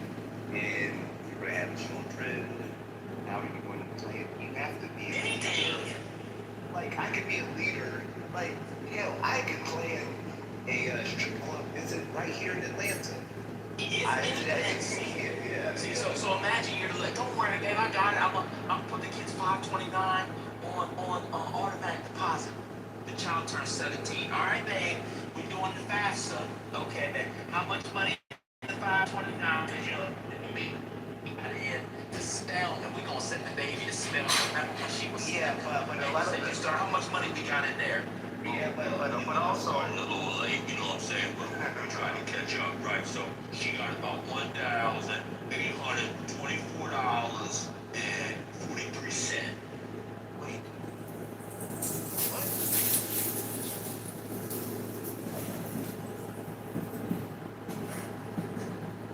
Y'all telling me this is Gen Z, man? Back to the conversation y'all was having in the other room. Let me ask you a question. If a man can't plan his own friend's bachelor party or his own, does he know all 7 continents? That's me. No. Oh my god.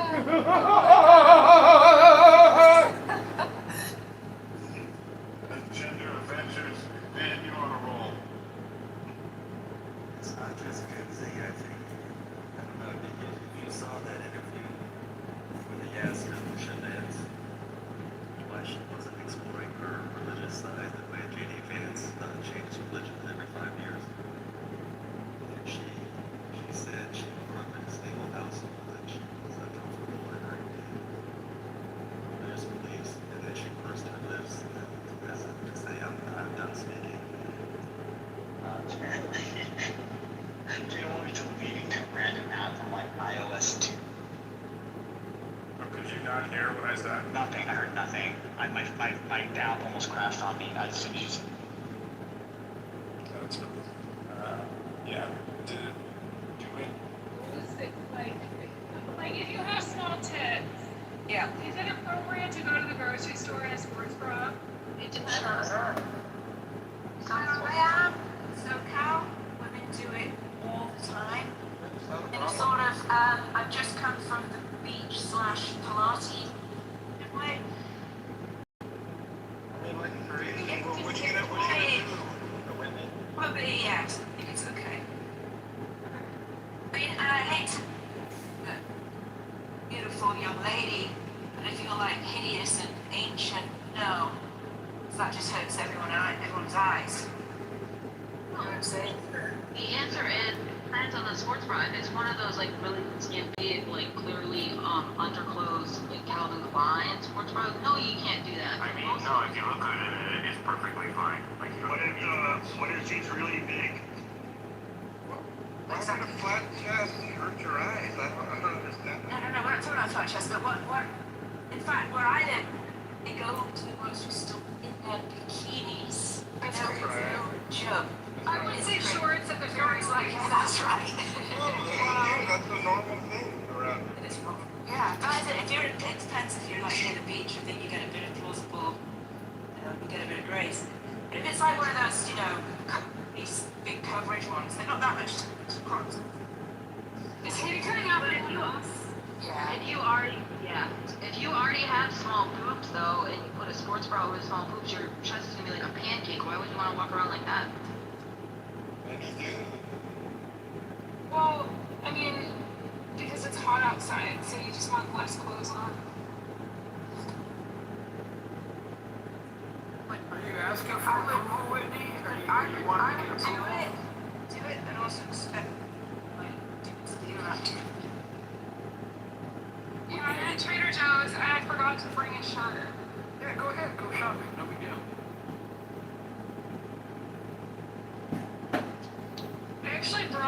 I bought a cute crop top the other day.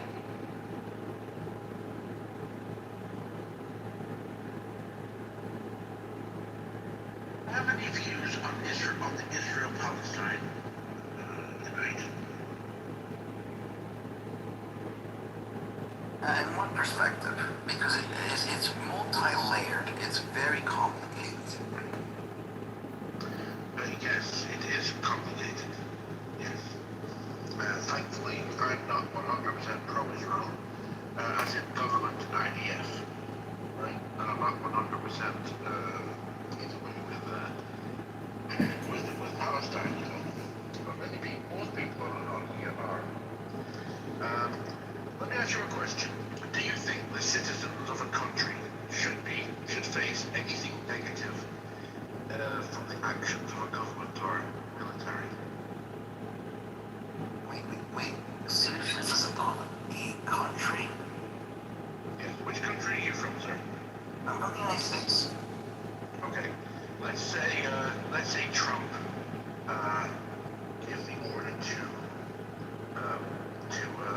nuke Iran, for example, right? Do you think you, as an individual, do you think you should have that blame on you as an individual? Well, the decisions of a leader are the decisions of the leader, and then the accountability is based on the voters. I'm sorry, the voters then decide the judgment of that leader in a democratic society. Yes. Okay. So did you vote for Trump? The first time, yes, I did. I did not get a chance to vote on the second turnaround because I was very busy with things in my life that happened. But I would have voted for Trump again the second time. I'm a Trump loyalist. Okay. You're a Trump loyalist? Yes, going through.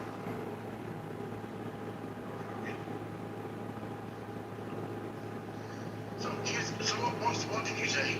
What did you say, Sam? Did you say that citizens of a country should be held liable? No, you said that. No, I'm asking the question. Yes, so now phrase it as a question. You start your comment by saying you said. I did not say that. So you're posing as a question to me, yes? Yeah, I'm just asking questions, yes. Yes, in a democratic society, if a leader is, at the end of the day, we go to the voting, we go to vote. We have midterms and we have general elections. If the folks of the country feel that the leader is so-and-so's, then they can vote the person in or out. Okay, I understand that part.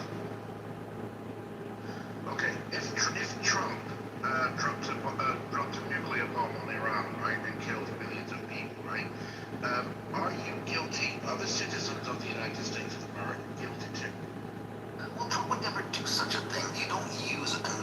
weapon as an offense. It's not made that way.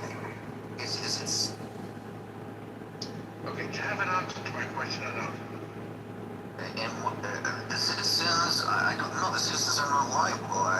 Why would the citizens be liable? They're not the ones that made the order. Okay, good, I agree with you. What do you think about people in countries, citizens of countries, having, let's say somebody somebody who lives in Russia who's a citizen, facing consequences. Let's say sports players, and they play at Wimbledon, and they can play at Wimbledon, but they're not allowed to put their flag, Russian flag there, for example. What do you think about that? Oh my gosh, these are so technical hypotheticals. I am so, I'm sorry, I can't contribute to this at this point. These hypotheticals are just, I don't know where you're going with this. You could go. If you have an answer, the answer is, do you have an answer or do you not? It's very simple. No, sir, you're talking about a flag and Wimbledon. Wimbledon, did you mention Wimbledon? Yes. Tennis?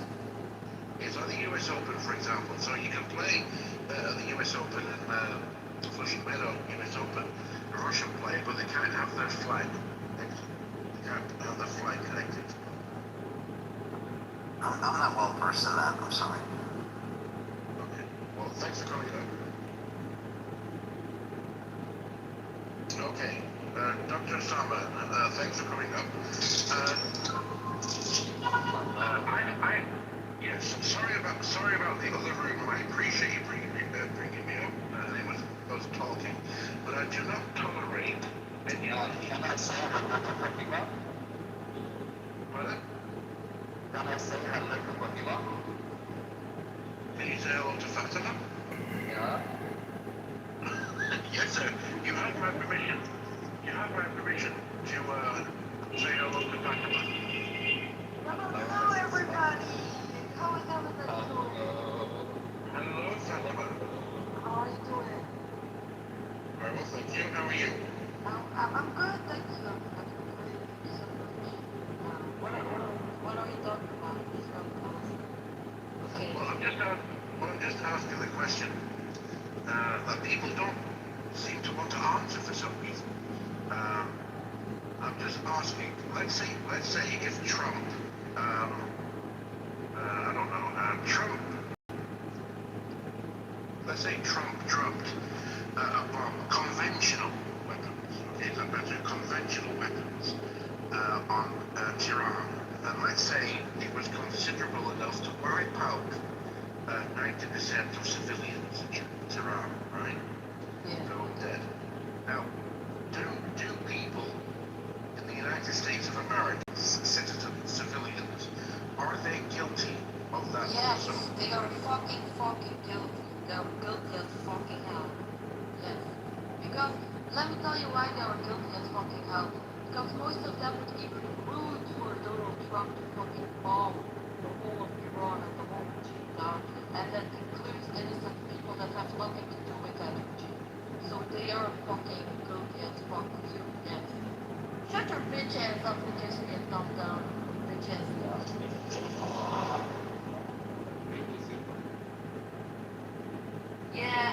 Yeah, I think people of America are very guilty.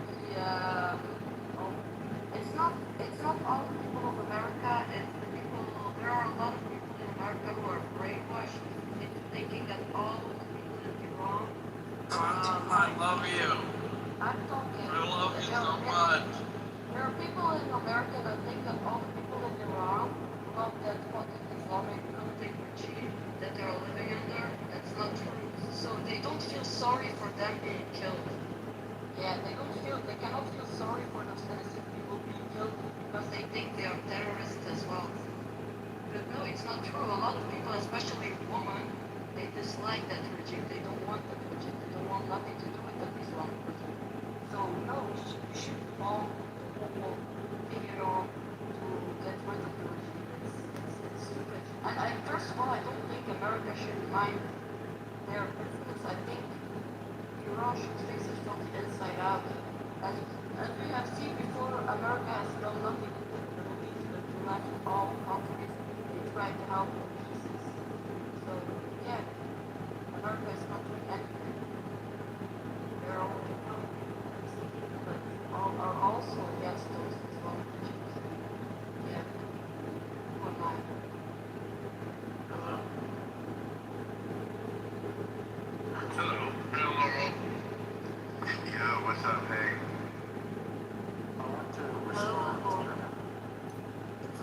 found, you know what?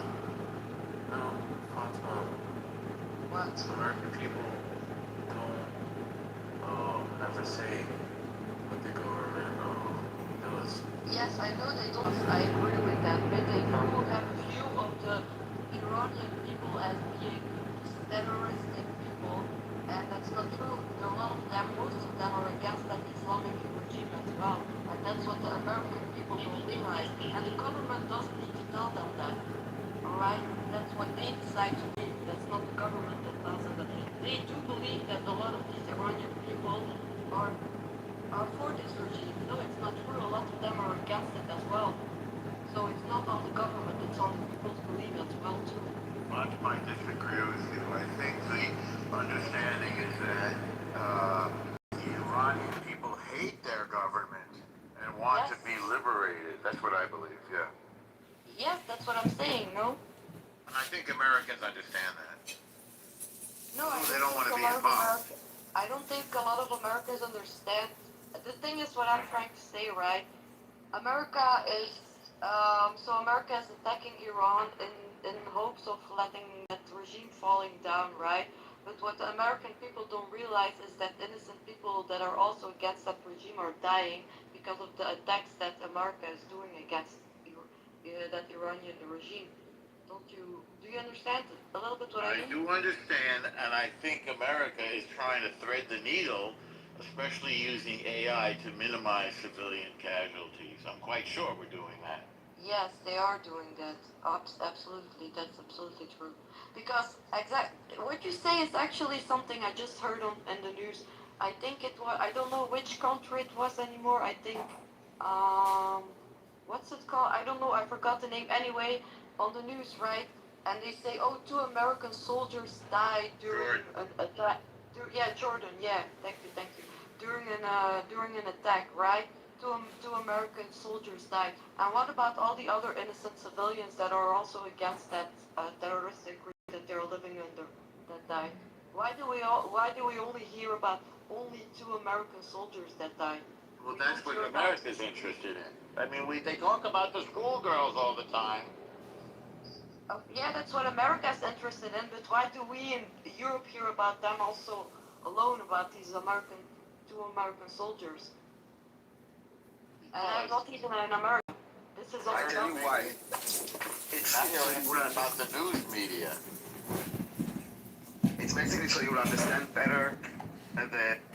Okay, so hold on, I have a phone call. I think it's the same thing, Fatima. I agree with some of the things that you're saying. I said this the other day. It's kind of like if 50 people were killed or 100 people are killed in a suicide bomb in Afghanistan, it hardly makes any news. But if five Americans are killed in Paris, for example, it's major breaking news. Yes, I think it's, like all hell would like if something happened like that in like European or American ground, all hell would break loose.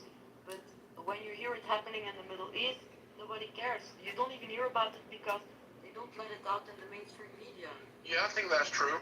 And even if it is in the media, I don't think people will care about it. I care about those voiceless people, those people that have no identity, no voice, that are against that regime that they're living under. I think we should think about them too. I think it's not about feelings and what, I think that the report is for better understanding what will happen, and when America loses soldiers, it might change the way that they conduct the war. If I don't know, and I'm sorry to say this, but if Iran attacks a ship and an Indian dies there, it will not change the course of the war. India will not, but it will not change anything. So it's not that one life matters more than the other, but at the end, war, each army represents their own people. And when American soldiers die, same as with the Israeli soldiers, it changes the perception of those countries. So just for you to... Yeah, you're right. I agree with you, Daniel, because the thing with Israel, right? You don't hear a lot about Israeli soldiers dying as well. That's the same thing. You don't. We do. No, yeah, you do. I know you do, but in general, worldwide, mainstream. Yeah, but this is part of the idea. You never hear about the civilians in Israel. Israel. You don't hear about the terror attacks. You will hear everything that is going on in Gaza. Yes, I agree with that. This is how it is. And I think that's sad. I think it's very sad that there is so much hatred towards Israeli soldiers, towards other innocent civilians, against those Islamic evil regimes. And I think we should a little bit think about those voiceless people, you know, just for a moment. Like, you know what they do, like keep 1 minute silent for the voiceless people who died. Who are the voiceless people that are you talking about? Civilians in Iran? Everybody that doesn't make the mainstream media, like your Israeli soldiers, like the ones that are against the Islamic regimes and are dying from it, those innocent, voiceless people, yes. I mean, even if you hear about soldiers, Israeli soldiers that are dying, they will legitimize it. I mean, part of the thing that, you know, even on 7th of October, when they killed like 1,200 people, they said that about, I don't know, 300, 400, whatever, were IDF soldiers, which is nonsense. Like, yes, they were soldiers, but they were at a party, and to count them as soldiers, it's disgraceful. Yes, they were like people that were 19, 20-year-old in a party. They were during their military service, but to count them as soldiers, I think it's giving a break for the Hamas. They didn't fight anyone. They just executed those children. Yes, I get what you're saying. I think we're on the same line, but in a bit of a different language, if you know what I mean. Yeah, it's very hard. The media is it's very dangerous. The media. The media is a very dangerous weapon to use against the minds of people and to make people choose on who to target and who not to target, who to feel for and who to not feel for. You know, the media does that. The media sucks. I think we're on the same page here, Fatima. Yes. Why is it that if 100 people in Afghanistan are killed in a suicide bombing, or five Americans are killed in Paris, or five, I don't know. Why is it? I understand countries want to mention their own, right? But why is it all through Europe? Maybe the media. I think maybe the media is playing a little game by showing only the important places of the world being killed instead of the unimportant the Middle East or Africa. They make these places in Africa and the Middle East or Asia, everywhere. They make these people hate us. They make these people hate America. They make these people hate Europe. It's what they do, It's just, and then they come here and they have so much hatred towards this place or America. That's what they always say, right? That to America, It's all because of the media. The media is showing only the deaths of the American people, and then the Middle Eastern people or the African people, they all start to hate America and Europe for it. Because they are not getting recognition for their own people dying. Because of that evil regime, that disgusting, filthy, Islamic, pedophilic regime. Wasn't this room, the title was, Can Arabs Live Peacefully with Israel? Arabs can live peacefully with Jews, yes, but Muslims cannot live peacefully with Jews. There's a difference. No, I'm not talking about your subjective opinion. I'm talking about the room. Wasn't the title of this room before was Can Arabs? No, that was Dr. Osama's room earlier. Oh, where'd he go? Did they kick me out here? I don't know. Is it still on? No, I think it ended. Oh wow, man! My phone died when I were getting it was getting good, and damn it. Oh well. All right. I guess I'll. Yeah, it was just Emrose. It was just Emrose talking. So what is the discussion? What's the discussion here? Emrose never answers my question. None of them. We're just. I was just asking people.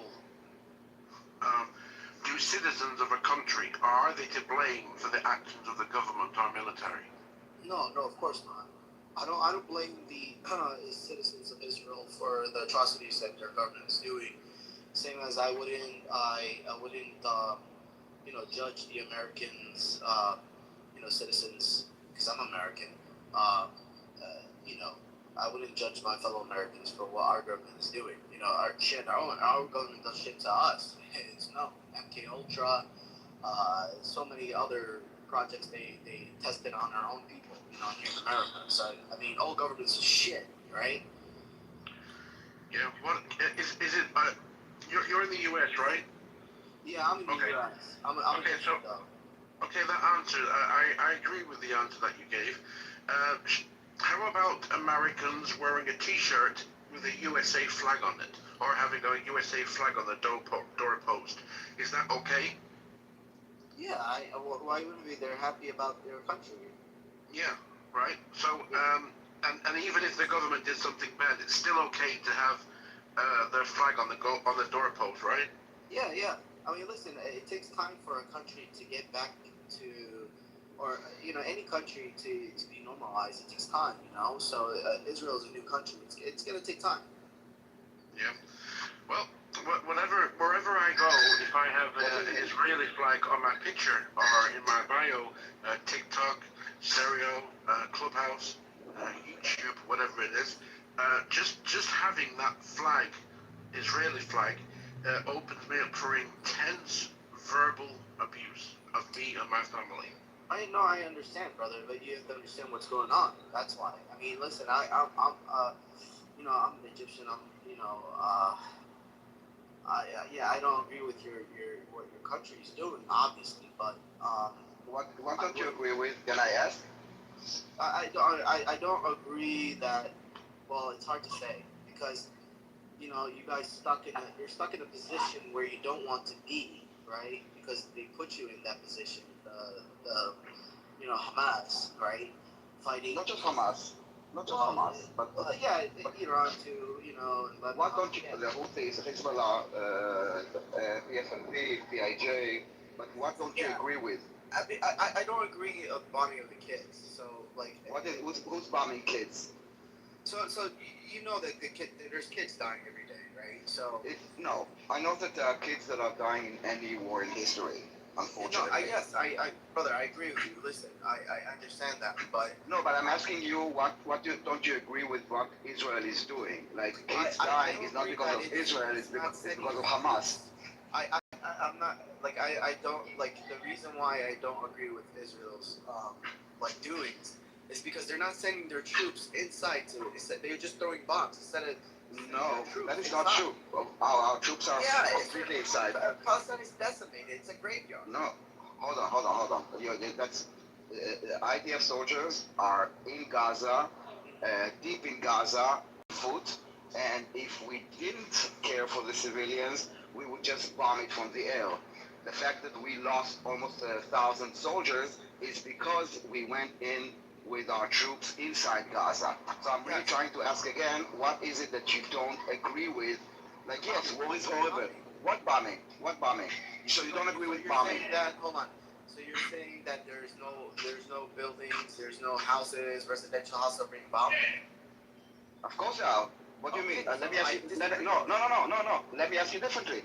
Are there buildings that are not residential? Let me ask you differently. Is there a Hamas? You just admitted. No, I'm asking you. No, you're missing the point. Are there bases in Gaza or everything is residential? 1 second, give me a second. I sympathize with you guys even more than the Palestinians, believe it or not, even though I don't want to really admit it. And the reason why being is because, see, when we fought, the Egyptians and Israelis, when we fought man to man. No, but I understand. But We didn't hide behind our women. We didn't hide under the hospital. Exactly. But what happens is the people that... 1 second, dude. Can I have a conversation with you? Like, you are very hyper. I'm trying to, get to a point with you. What happens if your enemy does not have bases? He's using residential buildings, he's using hospitals and using schools. What do you do then? Because that's the situation. That's what I'm trying to tell you. So that's why I disagree. Instead of bombing them, go in and infiltrate and go underneath and go fight them. We're doing that. We go fight them. We are doing this. No, we are doing this, and we we are. That's No, we're on the ground.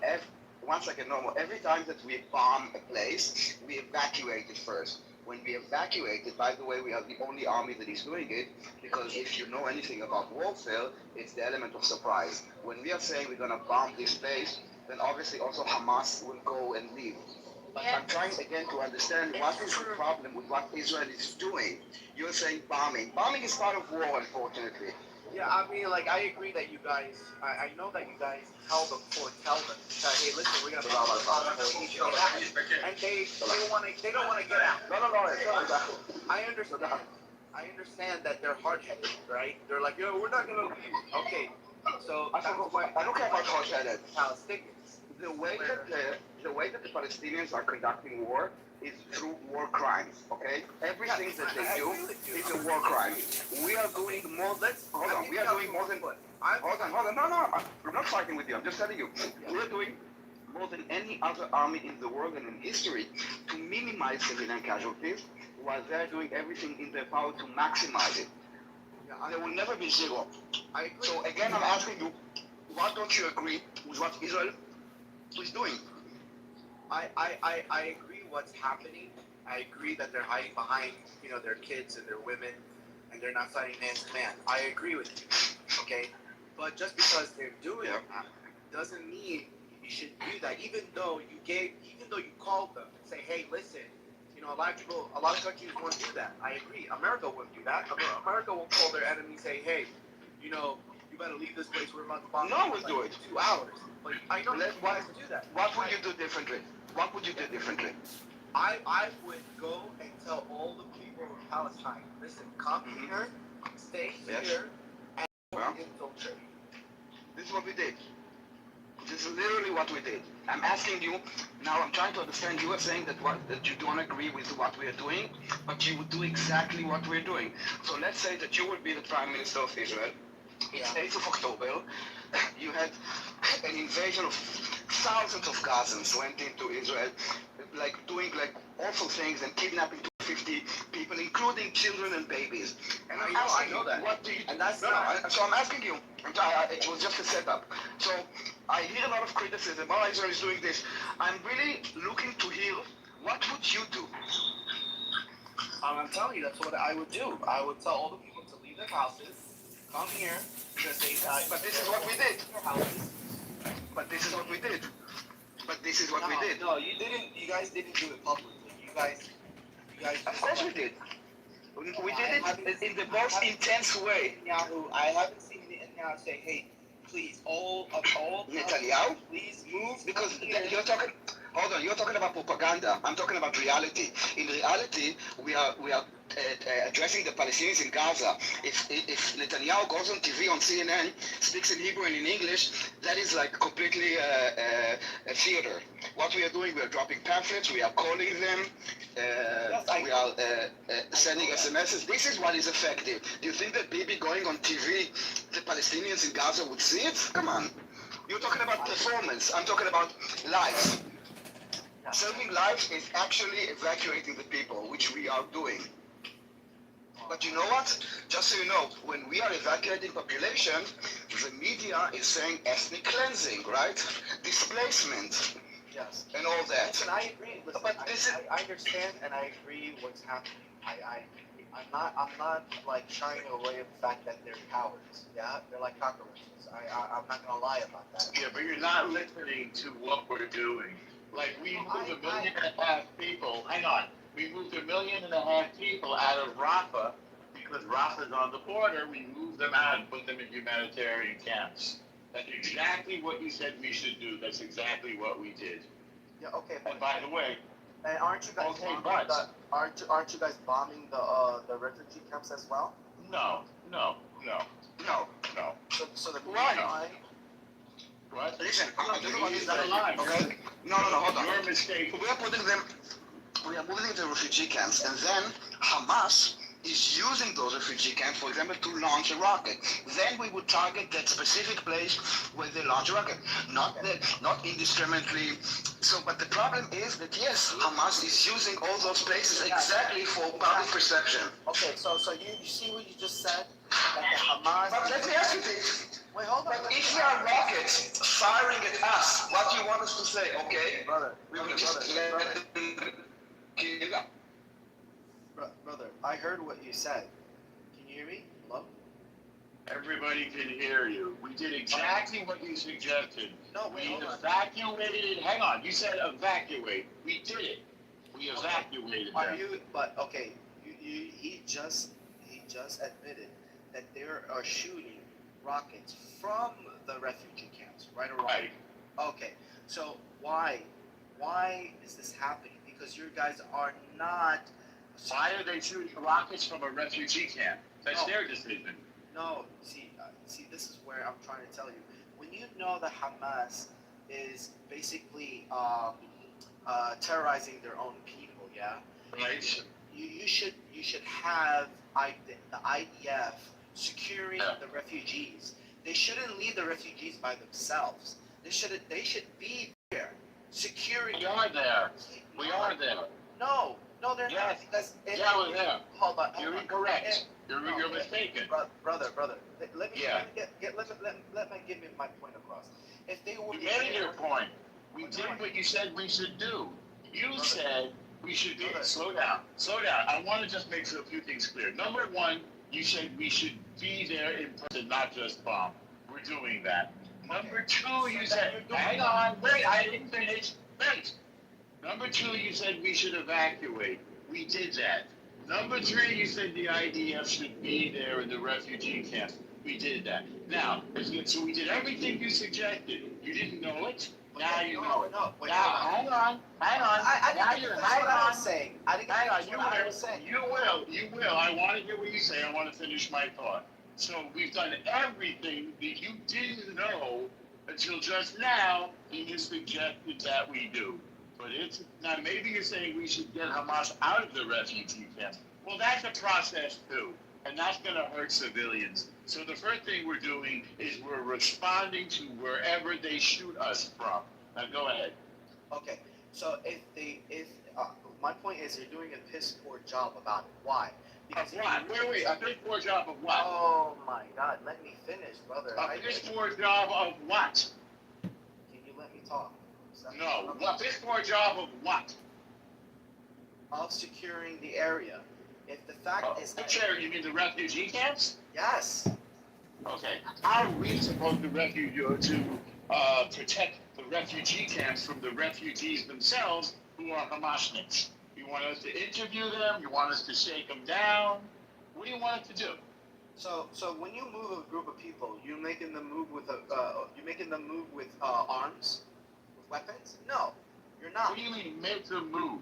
We tell them we'll get a bomb. Here's a refugee camp. Go here. Okay. Yeah, you should escort them. You shouldn't just let them just go. Yeah. So what is it? Okay, so you have an idea of how to evacuate a city different than Israel, right? Yeah, obviously. Okay. Why is that obvious? You've never done this before. You've never been to a refugee. Hang on. You've never been to a refugee camp.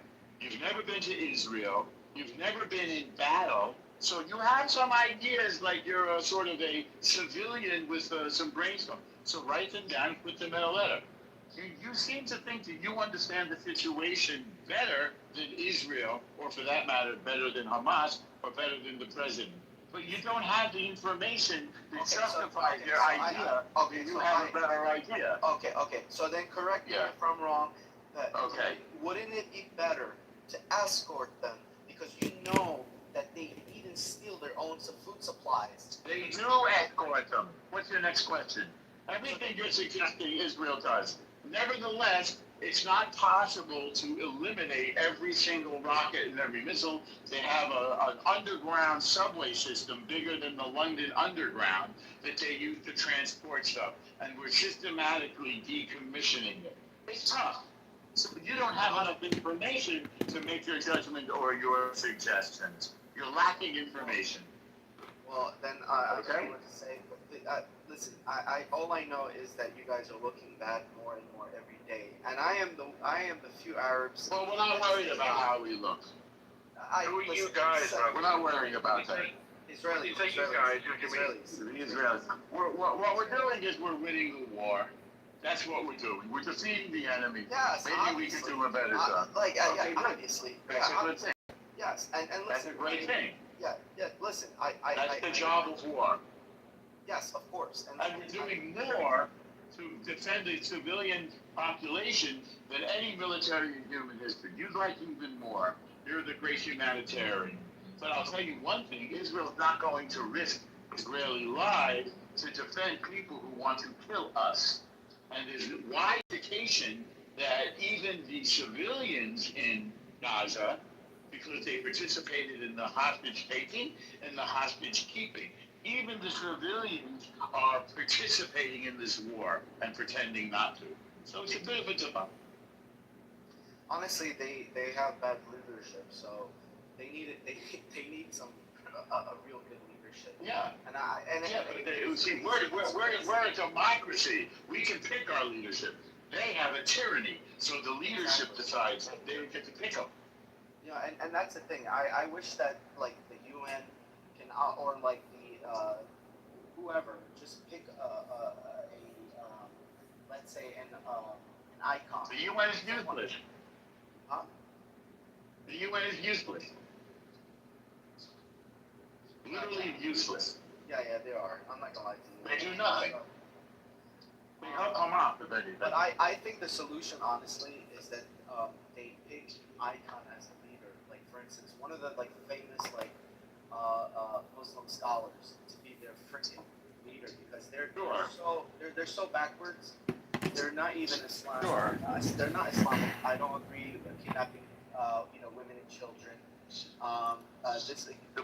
It goes against. This is the problem. This is the problem. They believe that they do not want us to live peacefully next to their neighbors. They want to destroy Israel. This is pretty much all of them. So it's very difficult to lead them in any direction except the direction that they want to go, which is to die fighting against Israel. This is what their ideology is. They want to die trying to destroy Israel. And that includes Israeli civilians. So we're fighting maniacs. Yeah, you are. I'm not gonna lie, you guys are fighting maniacs. I mean, like, the fact is, like, us Egyptians, we just don't understand how can they even, like, choose to stay in a house. Like, you get a phone call, hey, we're bombing your house. Why the hell stay there with your kids? If you love your kids, just get the hell out of the house. I'm sorry. I don't give a shit about any country. I don't give a shit about any house, any land. My kids. They want their kids to be shaheeds. Well, they're retarded, right? And I'm telling Well, you, that's their belief. They hijacked Islam. I believe they hijacked Islam. I think that's true because Islam does not say kill your children. These people are killing their children. Yes, and that's I'm American, so I know a lot of Palestinians, and I have not one Palestinian friend because they're fucking nuts.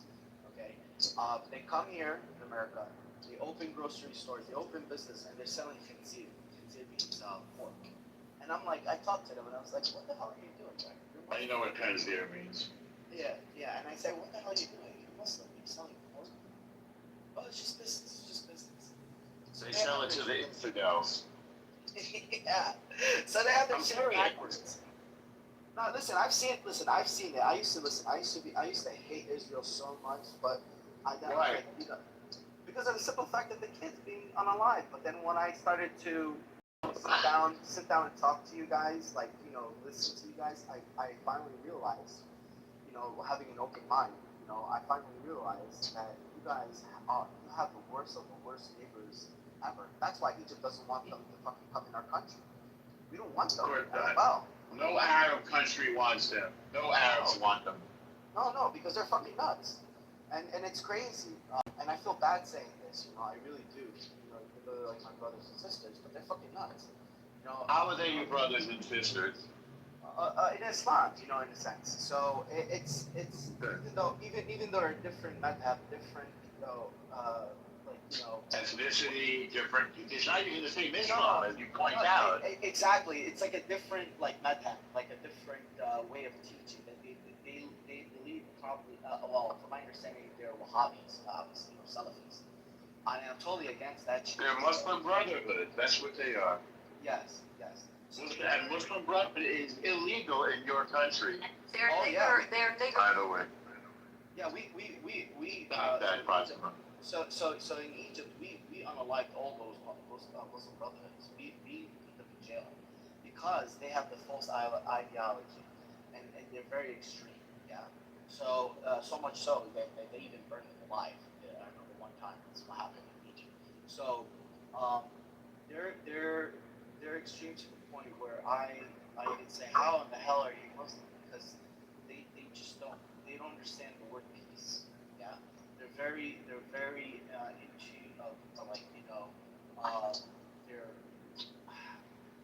how do you say their greed. It's like happy or this and that. They mix their culture with the religion so much.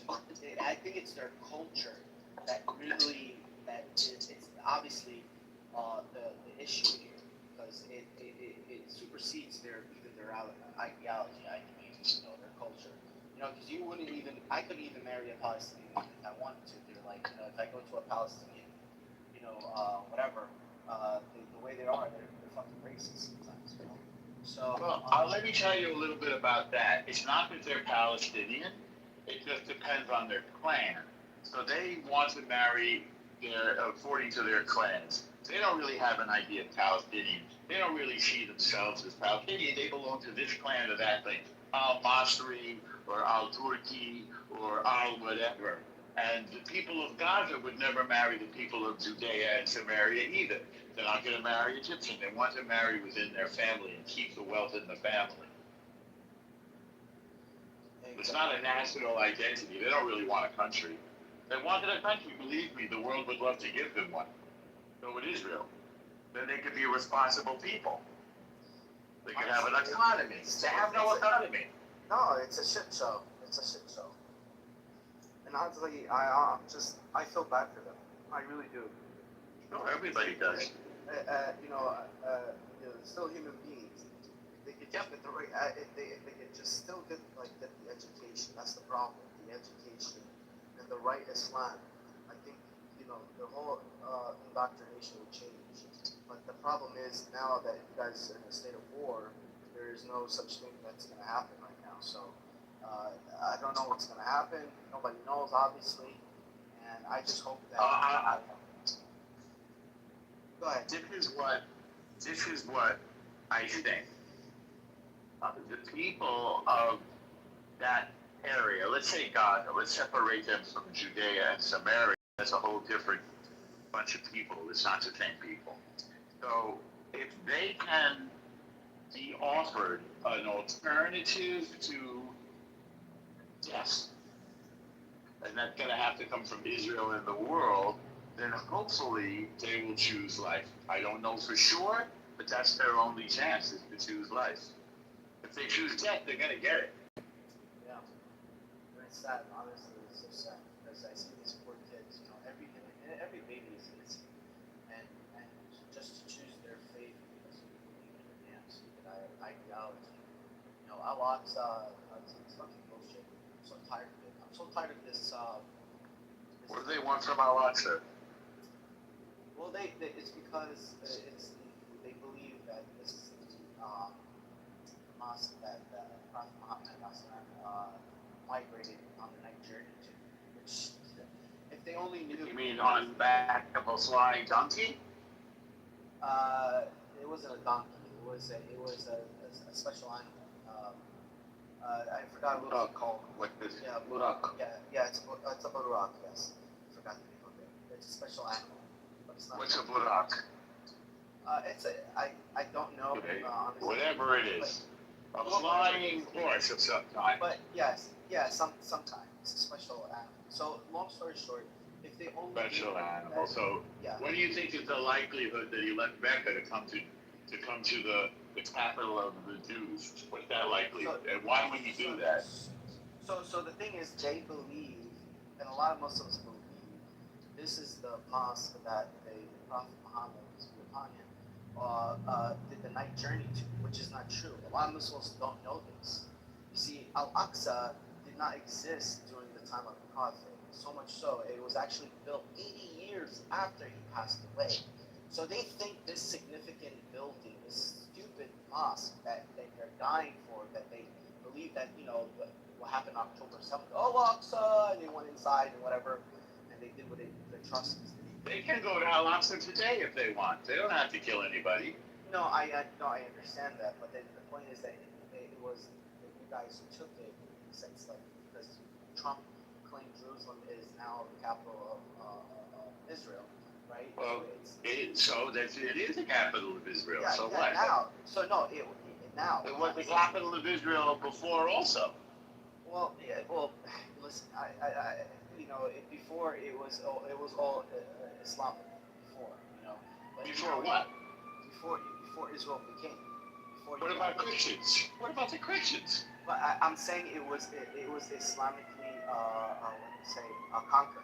Yeah. So now you mean by the Ottoman Turks? Yes. So. Well, what are the Ottoman Turks? They have no business there. No, but you're missing the point. What's the point?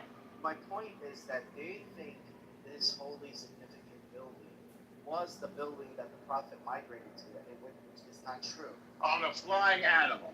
Yes. So is that the basis of letting your children die because somebody believed in a flying animal? They're retarded.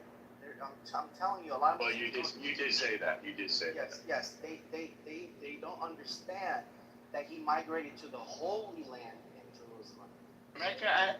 Okay, I mean, he went to Mecca and Medina. Whether he came to Jerusalem or not, I do not know. Al-Aqsa, it's the night journey. It's in chapter 17, verse 1. I'm very familiar with Al-Aqsa. I've actually been there more than once. But listen, they have 22 countries, okay? The Arab guys. They have 22 countries in the region and all of the oil, almost all of the land. Okay, there's a little postage stamp the size of New Jersey that the Jews have. If they're not going to let the Jews have anything, then that's not a deal that we're going to make. If they want to keep their oil and their land that they already have, that the British gave them, fine. But they're not going to come and take the little piece of land that the Jews are living on because the Jews want to live there and they're indigenous and we have every right to be there. So, I'm not going to get into that because I don't care to argue about land.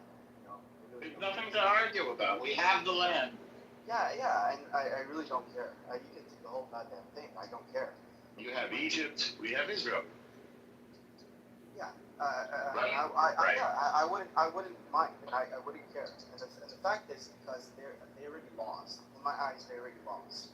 Yeah. So they should integrate. If anything, they should just be Israelis, and that's it. Which they. You guys probably don't. I don't think they want to be. I don't think they. I think they. I don't know. I don't know. Do they want to be Israeli? I don't know. That's the same. Well, you can conduct a poll and see if they want to be Israeli. Yeah, I really. We have a lot of Arab Israelis. They're not leaving. I mean, technically, to leave, they have to get an Israeli passport anyway. So technically, they are. Who? Them. Don't they? Where? The Palestinians. Where? Which ones? Where? Gaza or Judea and Samaria? Please don't be peeing. Any of them. Well, you got to explain what you're talking about because the Arabs in Israel. Israel. Hang on. The Arabs in Israel have Israeli passports. Yeah. So they can leave, but they're not. But I'm saying that there's no such thing as a Palestinian passport. Am I correct? Where? I don't know if there is. I think there is. But you have to specify between Judea. I think there is. You have to specify between Judea and Samaria, which some people call the West Bank, and Gaza. So I think there was. Actually, there was, but I believe there's no more Palestinian passports. Well, they had Jordanian passports up until 1988. Because they were part of Jordan until 1988, when Jordan said, fine, Israel beat us in the war in which Jordan attacked, and we're going to relinquish any claim to that land. Jordan took it illegally in 1948. Yeah, so yeah, they don't even have passports, so they have Israeli. I think they do. Israelis. I'm sorry? No, they don't. What's that? No, they don't. Because I remember. Who is they?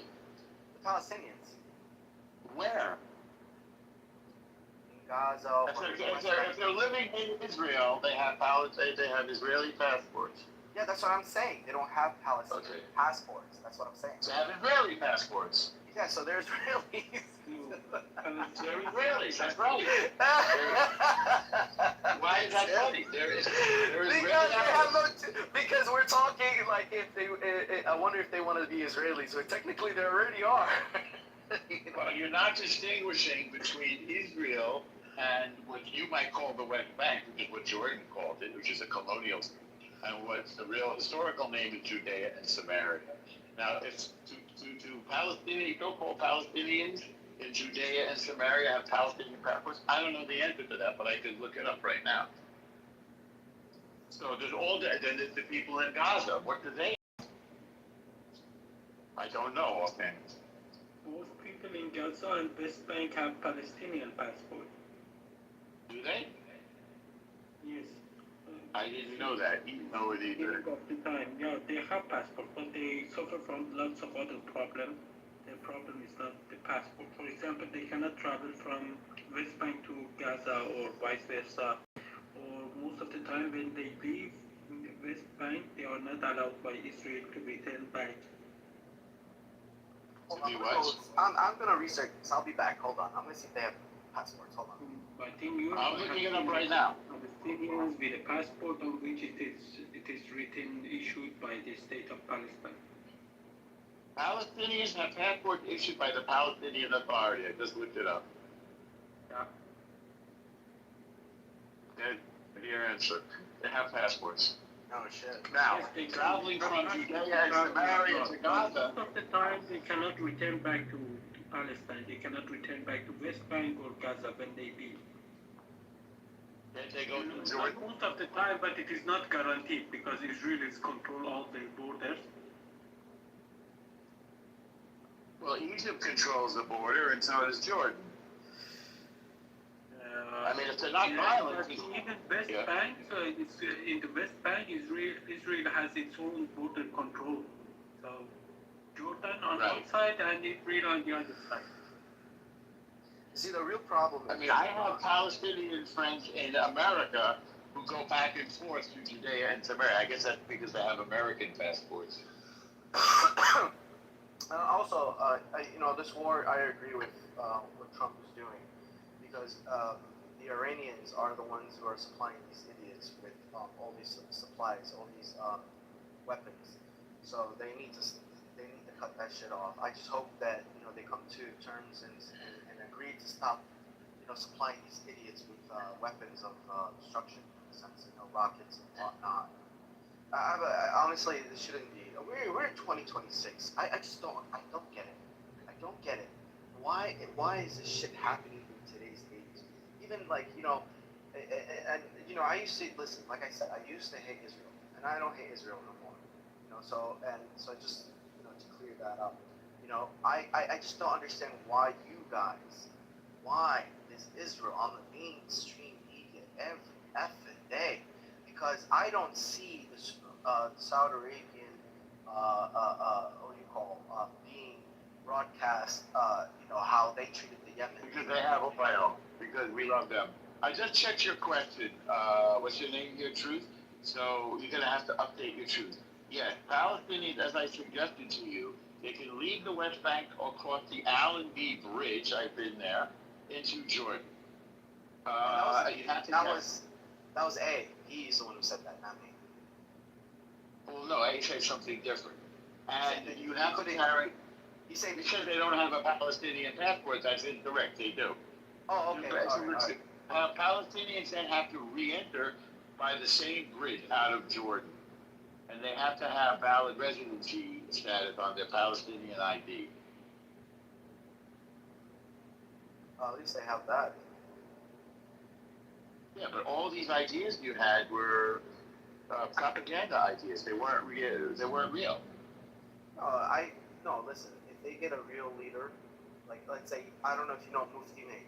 I wish he's from Zimbabwe, and he's a humanitarian. He has like a degree in I think philanthropy. He's very educated. What's his last name? Mink, M-E-N-K, Mufti Mink. This guy is very spiritual. Okay. If most of the Muslims would follow him, I think this world would be so much better. Especially, well, the Iranians obviously are a different breed, right? They're different, completely different sect. It's a complete different. Yeah. Yeah, they're Ahlul Bayt, so meaning they believe that they get their. They It's believe called that- Shia. Yeah, Shia. They believe they get their religion from the family of the Prophet, which is, Actually, both religions are almost the same. There's just an argument who should succeed Muhammad. No, that's not true, brother. I'm telling you, I am an ex-Shia, and I'm telling you, it's not the same. It's completely fucking different. They believe in the 12 That was Imams. actually the successor of Prophet Muhammad. Why do you say this? No, brother. They believe in the. I'm telling you, I'm ex-Shia. And I'm telling you, they believe in the 12 Imams. They believe that they're infallible. They believe in the Ayatollah. They believe in. Man, it's nuts. It's nuts. Once I found out that one of the Ayatollah says that you can marry a 1-year-old, I'm like, okay, that's it. This is fucking nuts. You are saying bullshit. What are you saying? I myself, I'm Shia. What is this? Who is Ayatollah? Oh, Ayatollah Khomeini. So what is his relevance with Shia? Okay, so you don't. He's not your imam. No, he's not my imam, no. Oh, well, he's not the imam now because he's dead. But the imam of Iran or the Ayatollah, whatever No, you that's guys not would true. follow. In Iran, if somebody is a Shia, he can follow whoever he wants. For example, in Iran, many people follow Ayatollah Sistani. So why would he say go to marry a 1-year-old? What? Why would he say it's okay to marry a 1-year-old girl? Who said that? I just told you. True, he said some bullshit. What's related to it? You are disconnecting the irrelevant things and attributing the irrelevant things to irrelevant people. I'm just saying that you guys are far out there, man. You guys are the issue. Iran is the issue.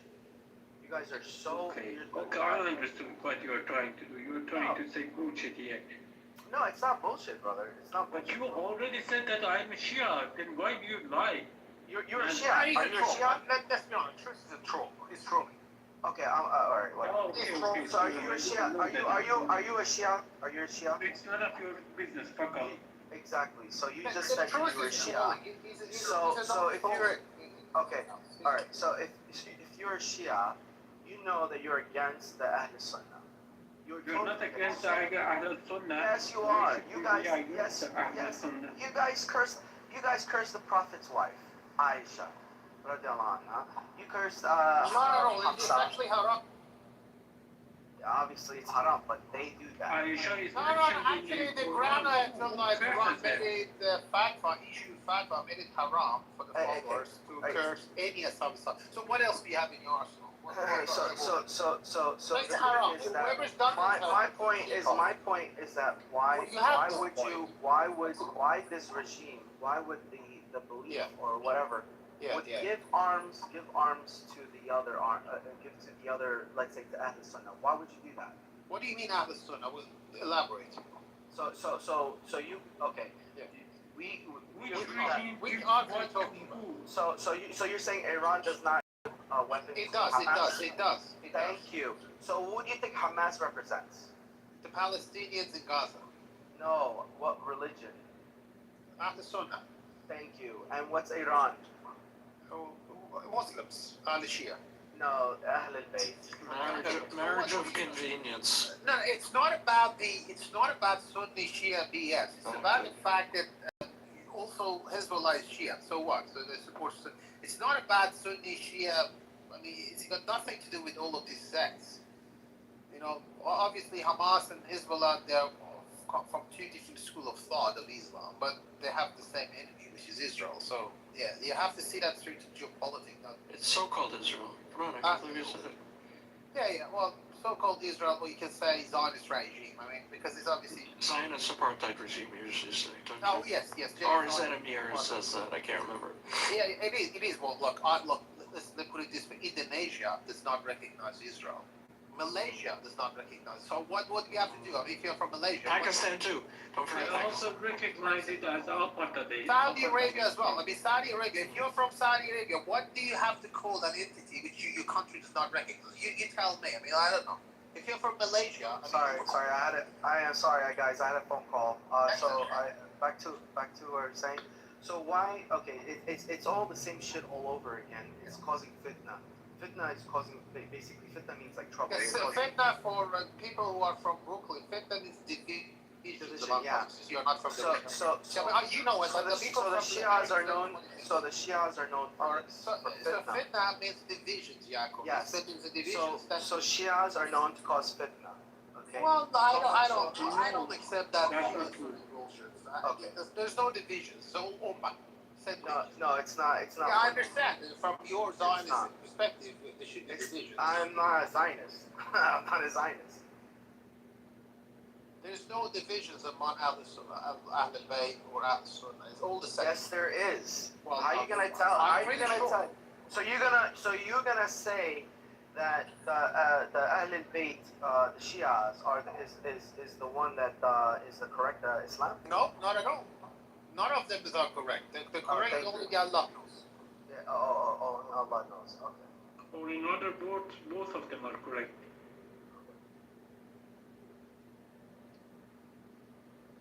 So these divisions, fitna is done by Israelis. So they're trying to make divisions, and that's what they did, by the way. No. And it's nothing. We divided a long time before Israel. Okay. Hold your horses. I mean, even in Palestine, amongst the Fatah movement and the Hamas, the two groups that represent the Palestinians, obviously the Bibi Netanyahu, fugitive Bibi Netanyahu, which is obviously wanted for war crime, the same piece of shit, he actually managed to create divisions about this group. He said it publicly by providing basically almost $2 billion to Hamas, because he wanted to create these divisions amongst the Fatah and Hamas, so that there's a division, there's an issue between two groups, so you can go ahead with his satanic greater Israel plan. So you're saying Hamas is in two groups? No, Hamas and Fatah, the other one. Abu Mazen's PLO. Oh, okay. So that's what it is. The whole idea is about the greater Israel plan, this satanic plan that they're trying to extract the whole Middle East. The only obstacle that they have, believe it or not, is not actually Islamic Republic of Iran. It's the American military bases in the region. I'm trying to get rid of it. I know it sounds a little bit conspiracy, but so let's say that's true. And okay, why is it you can figure it out, but the Hamas and the PLO cannot figure that out and accept weapons from Iran? No, they accept money from Israel to start with, because all of this money being funneled from Qatar, the money was actually given by Netanyahu to Qatar, and the Qataris were smart enough and asked for a receipt. You know what? Okay. Because they wanted to deny, the Zionists are no liar, so he was definitely lying. But so I'm not talking about that. The Qatari government asked for the receipt, so the BBC Netanyahu give the money to Qatari's government, got the receipt, and the Qataris paid to the Hamas. So the money came from the Israel. So but my point is that why do you think, since you figured it out, right? That's what you're saying. Why would then you go buy weapons from Iran? They didn't buy the weapons from Iran. Really? No one's selling it over. So we just give it to them for free. For free? Yeah. Oh yeah. So why would you even accept it? Who's gonna accept it? Hamas. Yeah. Why would they? Why do you think that's an Islamic, or you say halal? It's got nothing to do with Islamic religions. People really? I can tell you why. Because if you're under occupation, you don't care. Even if the A is gonna give you the weapons to stand up, you want to steal it. Simple as that. So the person who curses your prophet's life doesn't matter. Wow. Listen, whoever, even as long as you're under occupation, you gotta understand. I said curses the prophet's wife. You can do whatever you want to feel like doing it, but when you're under occupation. George, let's first solve the first problem. He says that the Shia are cursing the prophet's wife. Absolutely. Oh yeah, 100% that's true. Okay, in your. That's not true. I'm a It's Shia. not. Yeah, so, and I was actually, and I know. All you guys fucking curse the prophet's wife. They do that. You do this. I mean, So why would I, if I'm a Sunni Muslim, why the hell would I accept anything? Why do I even talk to you? Doesn't matter. I mean, Exactly. It doesn't matter. The Jews are also nice people, like among the Jews. No, hang on. There are some good Jews and there are some satanic Jews, that we call them Zionists. So it's in every single community you have bad apples. Among the Shias too. I mean, if they do that, we condemn that. So you could come. You 100%. You condemn. Do you condemn Hamas? Do I condemn Hamas? Yes. What's it got to do with like now you're gonna talk about something else now? No. Do you condemn them? Do you condemn Zionist regime? Yes. You condemn For Hamas. what? Why do you condemn Zionist regime for? What crimes they have committed? Because according to you, they want to spread according to me. What's according to you? To your conspiracy. No, you're saying not that they want the greater Israel. Right? That's what you're saying. That's the only democracy in the Middle East. Why do you condemn just Israel? calm down. You just said that's forget their. about what I said. I'm not gonna forget about it. Well, you're gonna forget about it. No, I'm not, because you're saying that's what they want to do. So that being said, why? Did I say I support? I understand. No, I understand. I understand. I said I understand. If you heard what I said earlier to Robotnik, and when I talked to Fatima and Robotnik, I said you guys can do it in a different way. Why do you support this satanic regime? I'm not supporting. I You're not understand. supporting the satanic regime? No, I am not. So my government is America. Yes, it is. Forget about the governments. By the way, majority of Americans are not silent by this Zionist regime. I mean, that's what the poll says. Listen. I see. You're putting words in my mouth. I'm not supporting the satanic regime. I am not. Okay. Are you against the satanic regime? So what's your No, position? I understand. Listen, if you were here earlier in the conversation, I even talked to Fatima, and like I said, I don't agree them bombing kids, yeah. And they went back and I went back and forth with them, and they were telling me, well, you don't know. We tried to escort them and this and that, and they have the Hamas even shooting from the refugee camps, and I was like, well, you're doing a piss poor job. Basically securing the area, making sure, and they're like, no, they're digging, they're like rats, like cockroaches, they go underneath, they dig, and they dig underneath the refugee camps and shooting from there. So I understand. I am a reasonable person. A reasonable person understands things happen. So if things happen, what can you do? What can you do in that situation? So I said to them, well, you're doing a piss poor job. You should be making sure that you are basically securing the area nonstop, or keep on moving the refugee camp, so basically you don't shoot the innocent people, because kids are dying. Yeah, kids are dying. It's a lot of work. Yeah, I understand. But you understand Israel's tired. But Israel's tired of it. Yeah, Israel's tired of it. But you understand the argument is that children are gonna grow up and they're gonna be Hamas, so it's better to kill them now. That's what the Zionist narrative is. Okay. That's not all Israelis. Just to let you know, not all Israelis are like this. Far right. You have to understand, which are ruling. Don't let your hate trust me. No, it's not my hate. I look at the fact. I mean, when I see Smotrich, when I see Bin Gvir, they are not like random people on Clubhouse. Okay. They are people who actually. Say names. They're not random people. They're actually people who are actually running the show in this satanic regime, and that's what they're calling for. And I don't understand. No, brother. I've seen. Okay. You believe in Satan, do you? Do I believe in Satan? Yes, I do. I believe Satans do exist.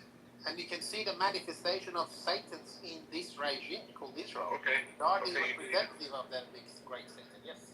All right. Okay, I've got a question for you. For somebody who lives in Israel, who's not a Zionist, but they just love Israel, the country, is that okay with you? 100%. If they love Israel or Palestine, if they want to coexist with other people, particularly the Jews, if they want to stay there, they should stay there. But we are against the apartheid system, exactly the way it was in South Africa. Apartheid system in which country? In occupied Palestine, which is called Israeli regime.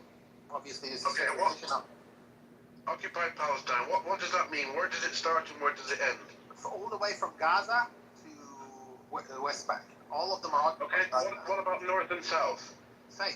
All occupied. Because at the moment, can you give me? Because I've got some paper here, and I'm going to write it down, and I'm going to research it. From river to the sea, all occupied. Yes. Okay. So from Gaza to Jordan. Yes. Jordan River. Okay. Okay. So to the Jordan River, all occupied. Okay. And what about north? Yeah. To the Lebanon. To the Lebanon border? Not the yes, exactly. But does not mean that the Jews is the lead. They need to stay. But the system that runs the people in this occupied land needs to change. It needs to be inclusive. Meaning that if you're from Gaza, there shouldn't be any difference from if you live in so-called Tel Aviv. You should be the same law applied, the same passport, everything should be the same. Call it whatever name you want to call it. But there should be one country. That Jews and Muslims and atheists and the Christians and the Druzzis and agnostics, the homosexuals, the atheists and asexual and heterosexual all live under the same law. We should not have two different laws. I mean, is it much to ask in 2000? Yeah. Do you believe Israel exists as a sovereign state? No, I don't. No, not as a Jewish state. No, I don't accept. Okay. Do you believe that Saudi Arabia exists as a Muslim state? Well, no, it's not a Muslim state. Saudi Arabia is a family cult. Is it possible for Saudi Arabia to become non-Muslim majority? To me, they're non-Muslim. Not Makkah, Medina, but the rest can be. Makkah, Medina can be non-Muslim. Saudi Arabia, is it possible? I don't believe that for Saudi Arabia to become majority non-Muslim? But I don't like to have it two laws. I mean, I don't like to have it one law for the Jews and one law. I like to have Jews stay in that land. What is the criteria? One law. What is the criteria? What's the criteria for somebody to be a citizen of Saudi Arabia? You need to be born there, obviously. Yeah. Can you be an atheist? Can you be an atheist in Saudi Arabia? Can you be a Jewish person in Saudi Arabia? In Saudi Arabia, I don't know. Maybe yes, maybe no. We're not talking about Saudi Arabia here. Can you be a Christian? There's no occupation in Saudi Arabia. There's no disputed territory in Saudi Arabia. Do I agree with Saudi Arabian government? 100% no. Are Jews allowed to go in? Are Jews allowed to go into Mecca? There's a massive human rights violations going on on a daily basis in Saudi Arabia. Are Jews allowed to go into Mecca by law? No Muslims, non-Muslim are not allowed to get into Makkah and Medina. No. Okay. Non-Muslim. Can Jewish people and Christians pray in public in Saudi Arabia? Well, I hope they can, but obviously, if they don't allow them, that's wrong. Okay. Are there churches and synagogues in Saudi Arabia? It's non-existent. That's why I don't agree with the Saudi Arabian government. But Saudi Arabia is not a benchmark here. I can give you a better benchmark in other Muslim countries as a benchmark. You can come up with Malaysia. You can come up with even in Iran. Oh, please, that would be wonderful. You've been doing my work. Go ahead. Okay, in Iran there are 13 active synagogues, for your information. There are Catholic churches, there are Orthodox churches, there are Zoroastrian temples. Yes, I'm aware of that. Oh, well, you can look it up. And there's a permanent member of parliament, as has to be coming from the Jewish faith, also the Christian faith. There are Jewish hospitals, there are Jewish butcher shop, which is a kosher shop. It does exist. Yes, I'm aware of that. I don't need to look it up. I'm aware of it. You look it up. Look it up. I know it doesn't come up in your reels. Okay. But the reality is that the Jews can stay in that land. But if you have two different laws, meaning that if you're a Jew, somehow you are treated different than someone who's happened to be Christian, I don't agree with that. And I believe that Israel, as a Jewish state, I don't agree with that. And also with that, I don't agree with any country with Islamic state. I don't agree with Islamic state. I don't agree with Christian state. I love to have a democratic state. Everyone has the equal right, regardless of what background they're coming from. And I don't think it's too much to ask in 2026. Okay. Do Palestinians in Lebanon, are they treated very well? No, they haven't actually. Not at all. Do they have equal rights? No, they don't have equal rights in Kuwait and Lebanon. Why? Because of the discrimination, systematic discrimination that happens on all of this country. Should we take to the streets and protest that, the Palestinian treatment in Lebanon? Well, the level of discrimination that happened among the Palestinians in Lebanon is not comparable with the way that they've been through in West Bank and Gaza. But surely, yes, even if it is not comparable, should we take to the streets about the treatment of Palestinians in Lebanon? 100% should also call. Okay. Can we have a room together about it with it clearly on the Not table? only we can have a room, we can also ask the supporter of the situation that made the living impossible for the people of Lebanon, regardless of the Druzi, Shia, Palestinian, Lebanese. The situation in Lebanon is not great at the moment, and that is true because of the Israeli aggression. Yeah, is it true that even children who were born in Lebanon, even children born today with Palestinian heritage, they don't get the citizenship, Absolutely. they don't get the passports. You've got to understand one thing. In the United States last week, there was these things about President Trump that was literally saying if you're born in the United States, you don't get the citizenship straight away. So this is a citizenship law that you're talking about. Some country, they go with, even if you're born in that country, they're not going to grant you citizenship. So that's a citizenship law. So it does not automatic. It's not a human right if you're born in a place. Okay. My mother my grandmother was from Poland. Okay, I can get a far easier route to citizenship of Poland than somebody without Polish parents or grandparents. What do you think about that? I don't have any. Again, it's a citizenship law. It depends on. Yeah, right. In the United States of America here, was you aware that there's something in the Constitution which shows that somebody who's not born in the country or does not have American parentage, they're not allowed to get a position of some jobs. For example, the President of the United States. What do you think about that? Well, that's considered again. That's the law of the land. You've got to respect that. Okay. What about the law of the land of Israel? Do we respect that? I don't accept. Again, I accept Israel. I accept America as an state. There's no disputed territory as for my maybe the Mexican with the California, but the Israel is a disputed land. It's not a. Do you believe? Okay, you said Israel. What are the borders? Do you believe? You said the United States. They have a designated border. That's Mexico. That's Canada. That's United States. We know where the borders are. Tell me about this country called Israel. Where are the borders? The borders, literally every single day, the borders change. If you ask me this question like 2 years ago, the border was not inclusive of the Golan Heights, which is a part of the Syrian territory. But now, Alaska has always been part of the United States of America and Hawaii. Okay. Now I've got a question. I've got a question for you. I mean, you said Israel. You've got to tell me where are the borders. I've got a question for you. Go on. You said that you accept the United States of America exists as a country, right? Are you one of these people that accepts that the United States of America is complicit in genocide that Israel's supposed to have done? Yes, I do. Okay. Right. So, but you still respect the USA as a country? Yeah, because I believe that they can change. There's a democracy in the United States. They can change. They can change the course. You can have a better politicians and change the course. And that's what's happening right now in the United States. There is a hope because in the United States you can change the politicians through the elections. There's a process. What do you think about Israel, where Jews are by law they have to serve in the IDF, but Palestinian, Muslim, Arab, Israelis don't have to? Do you think that's discriminatory? Favors one more than the other? Are you talking about the Arab Israelis? Like the one that they've got? You're talking about the 2 million Palestinians who live under they have Israeli citizenship. Yes. What do you think about? Well, that's their law. Obviously, there's not discrimination. They want them not to be active in the IDF so that in case there is a war in West Bank or Lebanon, because obviously they are Arabs, they sympathize and they don't want them to serve army. With the same token, they didn't want to serve the Haredis, which are the Orthodox Jews. They didn't want to. Well, look, this is something about them, and I don't know how they mind. What about Captain Ella? She's a captain. She's an Arab Israeli.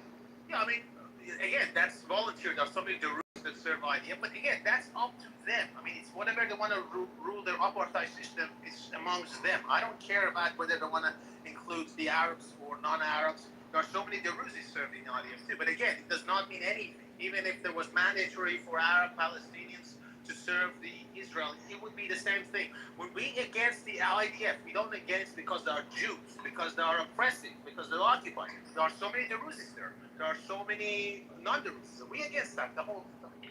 Okay. Can you provide me some information to me and everybody who's listening? Provide me something, which shows that Israel is occupying. And I'm not speaking about Judea and Samaria or the Gaza Strip. I'm speaking about other areas sandwiched in between them. I want you to provide me something. The United Nations shows that Israel is a sovereign state. No. Okay, and a sovereign state It's not cannot a occupy sovereign itself. state. Sovereign state have a border, have a designated border. Did you know that the border? Okay, so you're going up in. Okay, so Judea and Samaria, or the West Bank, or Gaza. So would you say that they're under authority by Israel, Israeli government and military? Which section of that? There are three sections. Some of them are in totality because obviously everything controlled. They don't have any border. I mean, they have a border, but they don't have any control. Area B and C. Yeah, easy, exactly. So so because they're under control by Israel, a foreign government, you don't accept that that's a sovereign state then, right? No, because the sovereign state have a border. That's number By one. what definition? You make it. Yes, so also Turkey? So also Turkey is not, so also Russia is not, so also Greece is not, so like... But you understand that this is expansion movement. But when you don't have a border, it means that you want to expand. No, we have a border. We have a border and we have sovereignty. There is no... But Soren, you are just making up definitions in order to... But Soren, Golan Heights belongs to Israel. Okay, what about 10 years ago? Was it belong to Israel? What about 20 years ago? Doesn't matter. But sovereignty... That's what I'm saying. What about Alaska? But Soren, but that is fine. Sovereignty is about making your own decisions and being able to defend those decisions. It has nothing to do with borders and define or define. You're just making a standard that will only apply to Israel. Unfortunately for you, it doesn't apply only to Israel. There are many countries that don't have defined borders or disputed. Okay. We have control over the entire land of Israel and on Judea and Samaria. Okay. We have sovereignty there. Which we call the West Bank. Does it belong to the Israeli regime? I don't know what is the Israeli regime. What do you mean by Israeli regime? So the same government that you guys are part of it. I mean, none of the land belongs to the government. Okay, but I mean, government is one of the bodies one of three bodies that is governing Israel. So why do you have the illegal settlements in the West Bank then? Why do you keep having you're calling them illegal. I don't think they're illegal. United Nations. It doesn't matter. It's their own decision. What about United States? That is fine.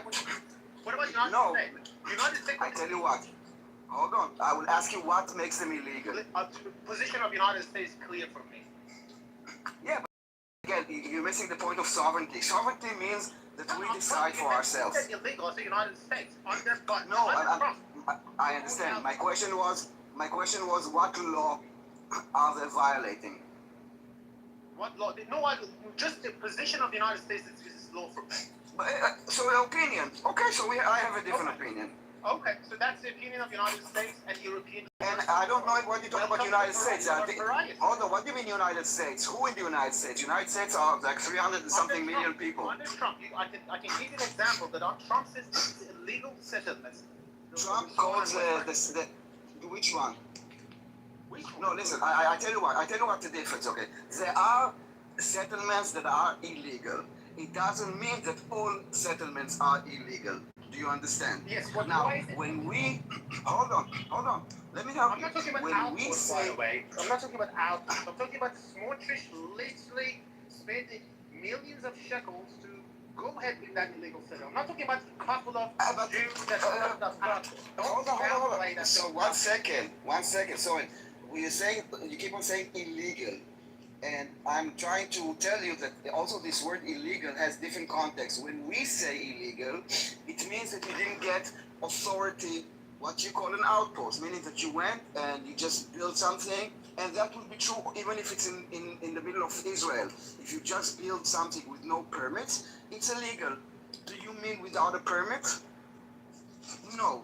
You basically mean that a Jew living in Judea is illegal, and I reject the concept that someone's illegality because of his ethnicity in a place. Because if an Arab can do an outpost in Judea and Samaria, and you will call it legal, but a Jew doing an outpost in Judea is illegal, I think it's racist, it's anti-Semitic, it's bigoted. It's not true. Like, you understand, right? Your claim is any Jew in Judea is not legal. Show me the law that says the Jews in Judea are not allowed.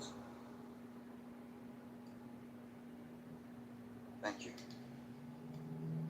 Apparently, Daniel, I understand that you're in a. I mean, I'm pretty sure your audience probably is going to believe that. I mean, that's why we have the Democratic senator. So correct me. Tell me which law. So tell me, if I am a Jew and I go to Judea and I want to live there, can you tell me what law? I don't know. No, West Bank. No, so I'll tell you what. I don't know. No, West Bank. Listen, you cannot claim talk about illegality, but then use a name which is the West Bank, which is a name. Let me finish because it's important. It's important because I'm here to expose hypocrisy. You are now preaching about abiding by the law. Now, West Bank is a name given by an illegal occupier that illegally conquered the land illegally and then renamed it to connection to the land. And also, they did it recently. Hold on 1 second, I will call you. There's some light.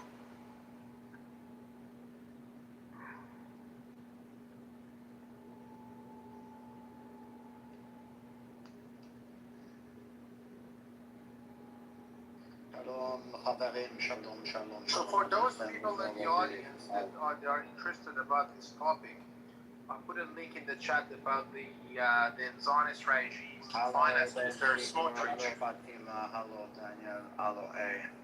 The Smotrich, which is the finance minister of the Zionist regime, he literally want to spend money on this illegal settlement. So you can look at this article. About the legal settlement, but yeah, I mean, that's why the Zionists now trying to talk over me so that you guys don't hear me. So whoever is interested about this conversation, that's what when we try to expose them. Filibustering is a typical tactic used by the pro-Zionists. Online and offline. Be careful of the way that they use tactics. It's called filibustering tactics. So they're trying to get you guys read about this stuff. And by the way, it's not about the West Bank, ladies and gentlemen. It's about the United States. Know what he's talking about. He never knows what he's talking about. Thank you for throwing him down. He's such a waste of space, that guy. Anyway, let's talk about it. One second.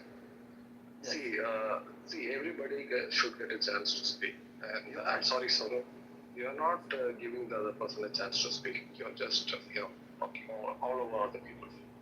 Yes, you can come, not a problem, but let others also speak.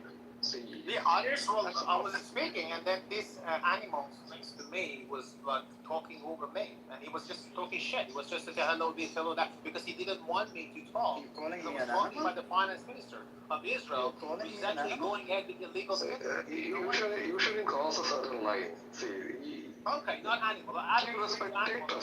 That's the thing. Okay. I'm Israel Chai. Glory to Israel. You can be whatever you want to be, but I am literally exposing your I lie. am whatever I want to be. So thank you I very much exposed for your telling lie. me what I The want to Israeli be. minister announced plan for new illegal settlement in Gaza. What's your There's take on that? How do you want to do Hasbara to justify this illegal act? Where they can live in their own homeland. There's nothing illegal about that. There's nothing illegal. Gaza is not a homeland. Mixing Fifi behavior. This is illegal. We don't let you. That's why you are the most hated people in the world. Because you are thief. Because you want to steal other people's land. You're just a grandma. But they can't do anything about it because Sorry, brother. this is your problem. Just relax. This is not how we're gonna talk to them.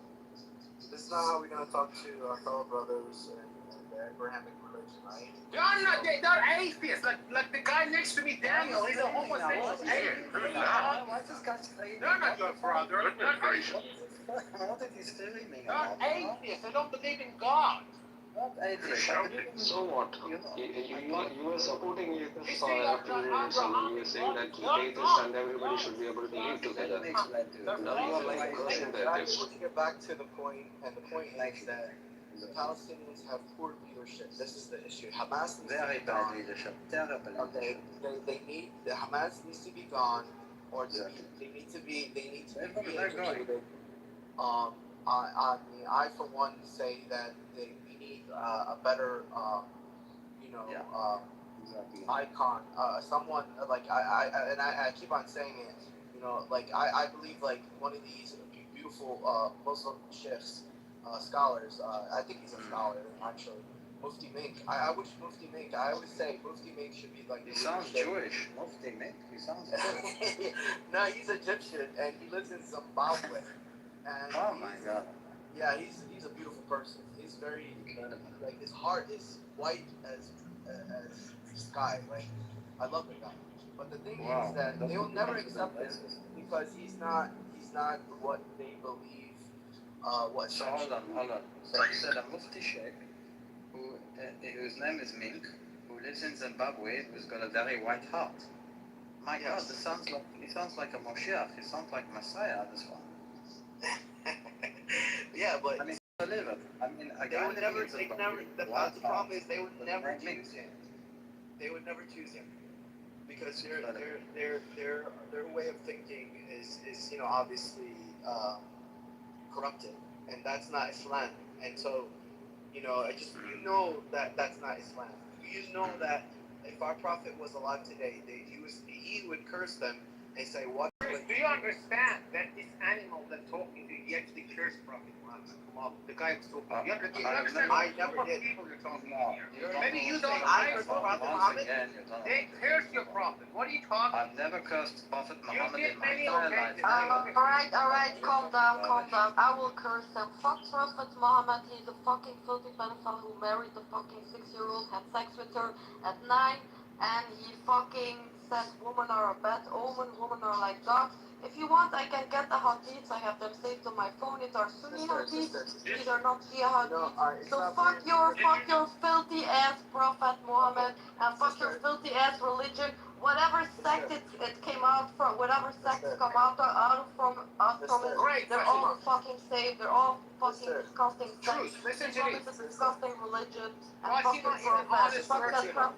How can you fucking defend a fucking pedophilic prophet? How can you live with yourself knowing that your prophet marries a 6-year-old girl and fucking has... No, don't explain to me she was 19-year-old and don't talk to me about her sister bullshit. I have heard all of that crap. Alright, give me a second. Fatima is honest. Unlike Pumala, which is dishonest, he doesn't say that. Fatima is honest. First of all, she said what she believes in. She's honest. But this Pumala, he says exactly the same thing. I got this. But you understand that? Fatima is honest. Soren, I got this. Doesn't lie. But this Pumalo is Munafel. You know Munafel? He's Munafel. Like he says something, act differently. So you gotta understand. Soren, I got this. Relax. Fatima, sister, first of all, it doesn't say that he married a 6-year-old in the Quran. That's number one. Well, you guys are hadith, alright? And guess what? I have a hadith that can prove otherwise that she wasn't actually 6, that she was actually 17. So you can go back and forth on whatever you want to believe. Yes, there's Muslims that believe that they're okay with that, which I disagree. I believe that the Prophet married Aisha at the age of 17 or 18, actually, at the first Hijrah, year 622 AD. So, and I have proof of this, okay? I have my proof, and it's my subjective opinion to believe that he, married her at that time. But is it fact? We don't know. Neither do you, because this is all hadith. It is not in the Quran. So you need to understand that, and you need to stop cursing our prophet. You need to stop acting like the Palestinians. This is the problem. If you educate the Palestinians and tell them, hey, you know, your prophet didn't marry Alright, look at my profile picture and tell me she's 19-year-old. Tell me she's 19 years old. Okay, This is a hadith. First of all, no, let me prove you. Shut up. You need your hadiths to know how to do your fucking Islamic rituals. So you cannot tell me, oh, this hadith is true, this hadith is not true. You do need all your hadiths to know how to follow Islam. And look at my profile picture. This literally says she was 6 years old when he fucking married her, and she was fucking 9 years old when he had fucking sex with her. And you cannot deny that hadith. You need your fucking hadiths to have your fucking religion. Your fucking hadiths tell you how to do prayer, how to do Ramadan, how to do Eid. They tell you all to do all of those things. So you are not gonna tell me now, oh no, I'm gonna deny that hadith. Fuck that bullshit. This is the hadith that literally tells you she's 6 years old when he decided to fucking marry her. And you know why he decided to marry her? Because he dreamed of her. He dreamed of her one time. And then if God shows me a second time, her in my dream, then God tells me to marry her. So then he fantasized again about Aisha a second time because he's a pedophile, right? So he says that's the second dream that God gave him that tells him to marry her. And based on that, he married the little girl. And you can see the hadith in my profile picture. 6 years old and 9 years old. Literally written in your fucking language. I don't know if you're Egyptian, so it's not your original Arabic, but it's literally written there. So go ahead, read it. Okay, Daniel. Literally. Okay, Daniel. So literally the position of the United Kingdom also secluded. What is this idiot talking about now again? What is he on about? There's a settlements in West Bank which are actually flagrant violations of international law. No violation. There's no illegal. That's what the United Kingdom position. We don't give a fuck about the United Kingdom. I understand you don't give a fuck about the other people. I understand that. I mean, the facts already established. You don't care about any other country. You can be anybody you want, but you're not going to tell us how to live in our own country. Don't tell us. We don't want to know. So this guy, we report you. We don't tell you. So you gotta understand. You gotta understand that.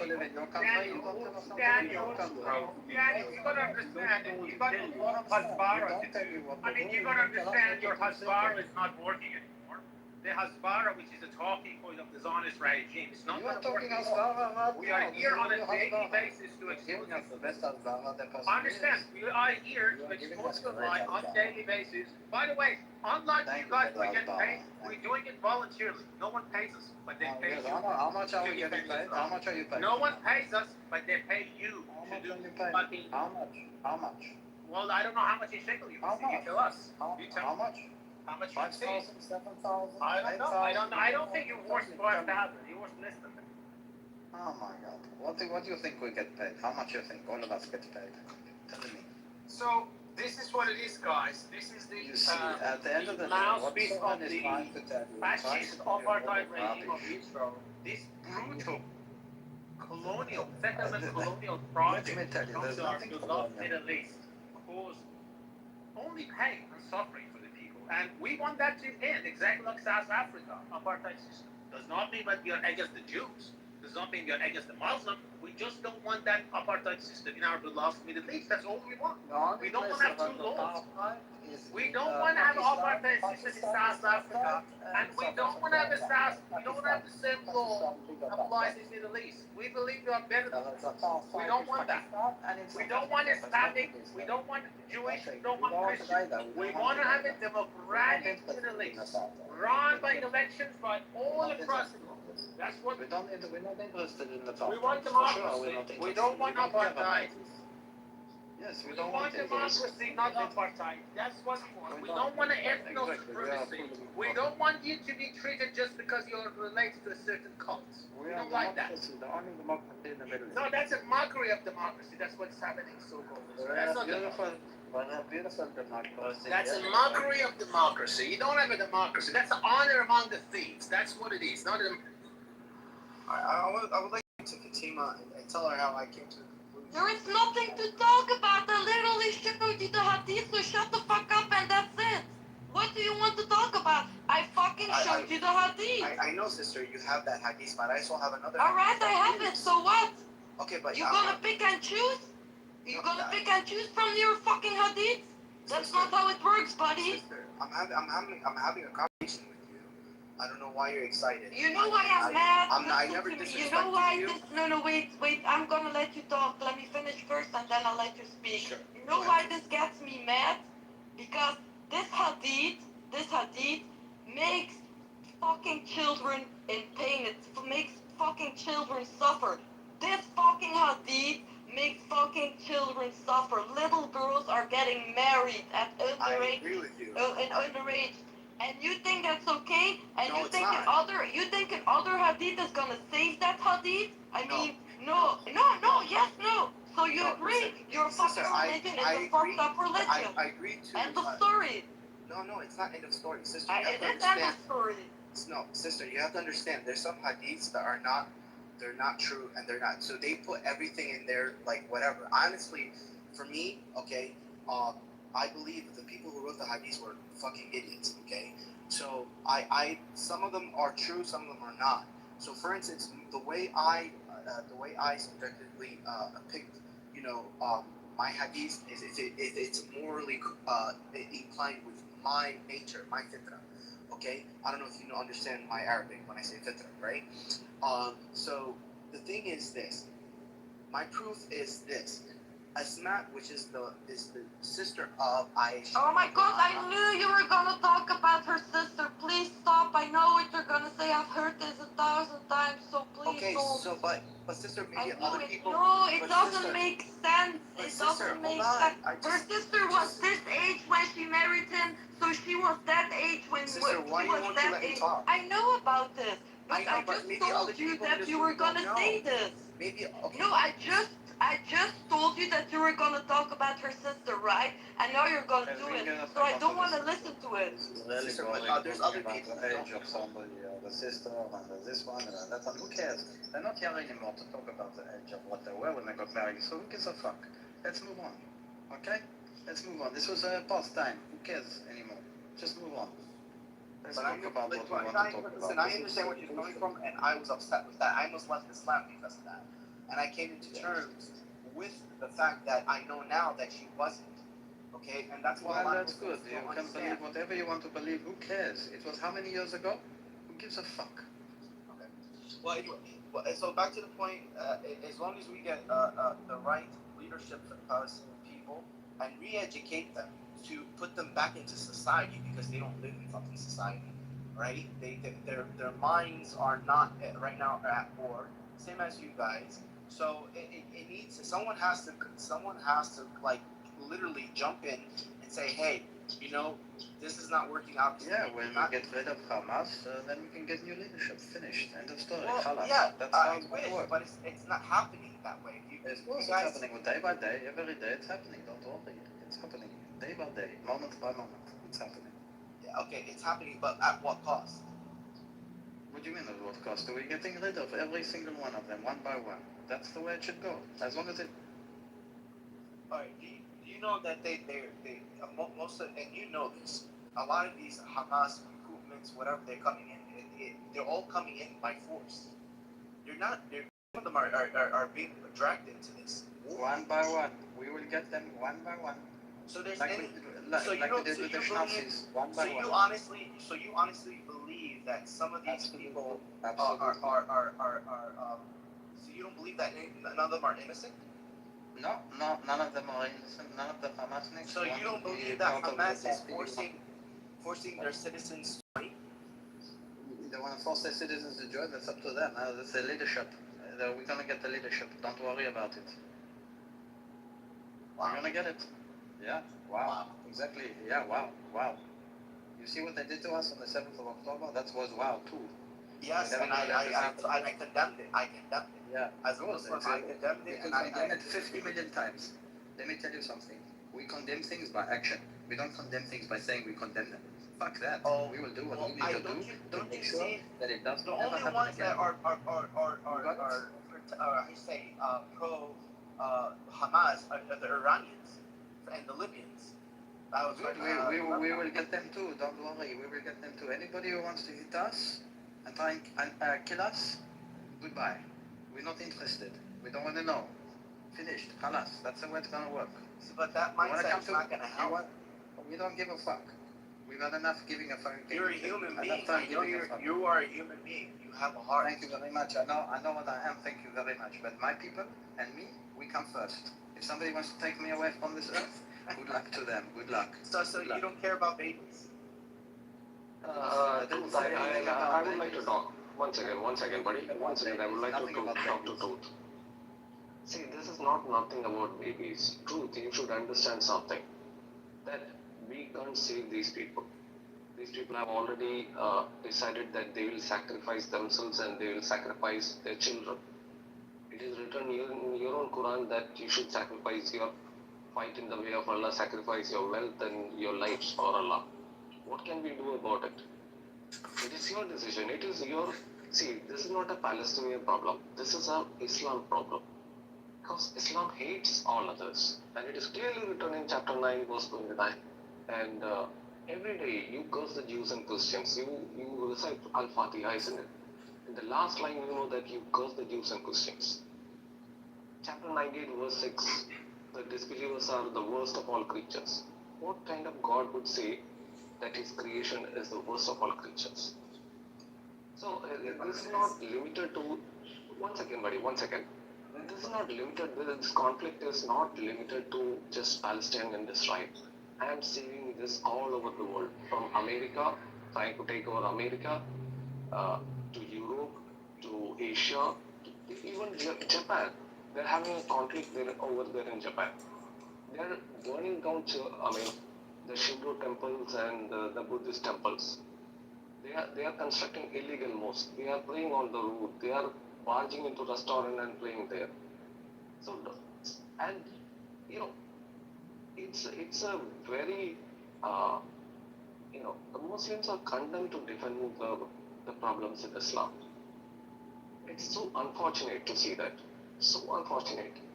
We see when October 7th happened. I have seen people asking, oh, Israel is responsible for the security of Israelis. It is because of the security lapse that October 7th happened. So why Hamas is not able to provide the security that Israel provides for its citizens? See, Yahya Sinwar himself told that this is a necessary sacrifice. What did he say? The killing of children and women is necessary sacrifice so that the world will take notice and this is it's kind of a shitty strategy that you are using. And this is not just limited to Israel and Palestine. I'm seeing this all over the world. You know that when Sinwar planned this attack, he thought that Israel, one of the possibilities that Israel would respond with a nuclear bomb on Gaza. That's in his notes. And he actually, despite that, he went ahead and he did it.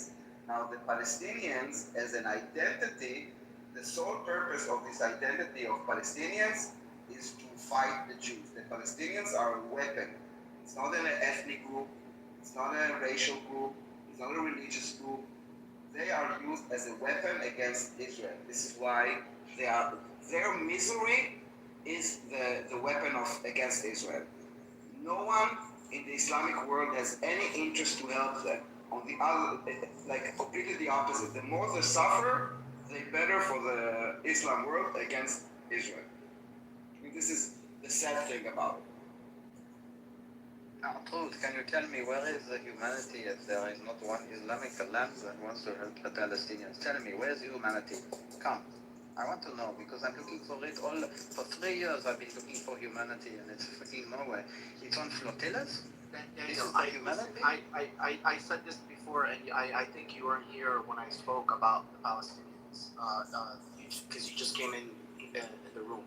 I understand the Israeli position. It's a really hard position. I understand that. But my point is, that if you guys just reason with them, educate them, because they have so much hate. You know what I'm saying? They have so much hate. With who? No, but this is Israeli, but this Israeli is government. no, it's not about the government. No, it has nothing to do with the government. Palestinians were created, and by the way, it's not my perspective; it's the Palestinians' perspective, as a tactical tool against the Zionist entity. This is why 80 years later they are still stateless refugees. This is their purpose, to fight Israel. And the only way to reason with them is to settle them in Arab countries. Listen, I will show you Hamas leader says, who are we the Palestinians? Half of us are Egyptians, the other half are Saudis. He says, the Hamas leader, I will send you with him saying it after 7th of October, saying 30 families in Gaza are called El Masri. Who is El Masri? The Egyptian. They are the only, but it doesn't exist Palestinian. It was created in the 60s as a weapon against Israel. Nothing more, nothing less. It's not a real people. And continuing this delusion that these Palestine, that these Palestinians is really not helping anyone, especially not Palestinians and Israelis. If you are humane, if you have morals, you need to treat those people like you treat any other refugee around the world and in history, which is to help them and settle them and let them and give them a chance in life, not keep them stateless and as a weapon against the Jews. I would like to respond to Truth's claim that they should be educated. See, I'm from India. I'm not even a Hindu. I'm an ex-Christian, by the way. So there was a bomb blast that happened a few months ago. It was carried out by educated doctors. Education is nothing. Your Zawahiri was a surgeon, isn't it? He was a doctor. Zakir Naik is a doctor. See, education means nothing. Religion is a different topic entirely. So, educated Muslims become much more dangerous than uneducated ones because they know the technical laws. And So, well, then you're saying that if what you're saying is true, then I guess I'm dangerous, right? I don't know. I really don't know. That is what the problem is. See, in other communities, The problem is, do I sound dangerous? No, Truth, you're assuming that. I can answer that question. I think anybody who keeps that filthy, dangerous religion alive by claiming himself or herself as a Muslim is fucking dangerous. Even if you don't do those terrorist attacks and do jihad, you are dangerous because you're claiming that But he is assuming that he is educated. This one, you're assuming you are educated. Truth. You are assuming that A said to you that you are educated, so therefore you said. You want to get any Muslim right here? I bet you I'll smart them in Islam. You might be able to smart them on the Islam side of things, but you are not educated in the situation of the Palestinians and the Jews. Okay, but you we're are not talking about educated Islam. at all. He's talking about the more educated you become in Islam, the more you become You're talking about educated people of the Palestinians. You don't understand the ideology. If you're saying stupid things like that, you don't understand that the ideology already has been manifested and indoctrinated in the society to want to unalive and kill Jewish people all throughout its existence. Do you understand? You know what I did not choose? You know what I did not see after 7th of October? There are 2 billion Muslims in the world. And in every pro-Palestine demonstration, you will see Jews holding signs, Jews against genocide and all that. But you know what I didn't see? I didn't see 10 Muslims, not 10 million, not 10,000, not 100, 10 Muslims that will go on the streets of London or New York or Rome with a sign saying, release the hostages, or this is not Islam. I haven't seen it. Nowhere. Not even 10 Muslims. Okay. Do you know why? Why? Because we would be prosecuted by our own people.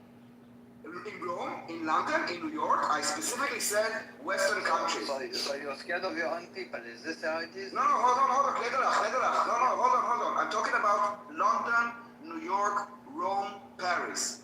And if the fact, and let me add to it, if you will condemn by your own people that you say release the hostages or this is not Islam, then what am I supposed to understand from this? That this is Islam. No, it's not. I would do it, but I am afraid of the repercussions that. Why it would be repercussion to say release that there was a children taken hostage, babies? I understand. Is it that. so crazy to go and say release the hostages? And yes, I did not see it because the Muslim world. I'm being real with you. I'm being honest. I'm being completely honest. I would love to do that, but the problem is, if I do that, let's say if I put a sign, bring back they're gonna say, what the fuck is wrong with you? Don't you see what they're fucking doing, killing all the kids? But they kill more kids don't you see that this is the problem? Yeah, don't you see that this is the problem? I agree. And also in the West, there are Muslims. Hijacked to the point where there's no return. I believe but it's not just in Muslim countries. But explain to me why in New York or in London, where there are Muslims that are living in the West, cannot go and take a sign, 10 Muslims that will go on the street with a sign saying, release the hostages. Or Hamas. I guess I'll get shot. I'll get shot. So that is a bad thing. That is a problem with Islam. No, it's not Islam. It's humanity. It's the people. No, we did go out and say release the hostages. I would love to. I'm telling you right now, I'm Muslim. I'm saying release the hostages. Yeah, but this is what I'm saying. Out of 2 billion, I didn't see even 10. Everybody, you're saying it to me now, but for 3 years that we had hostages, no one came out and spoke. No one, not even a single.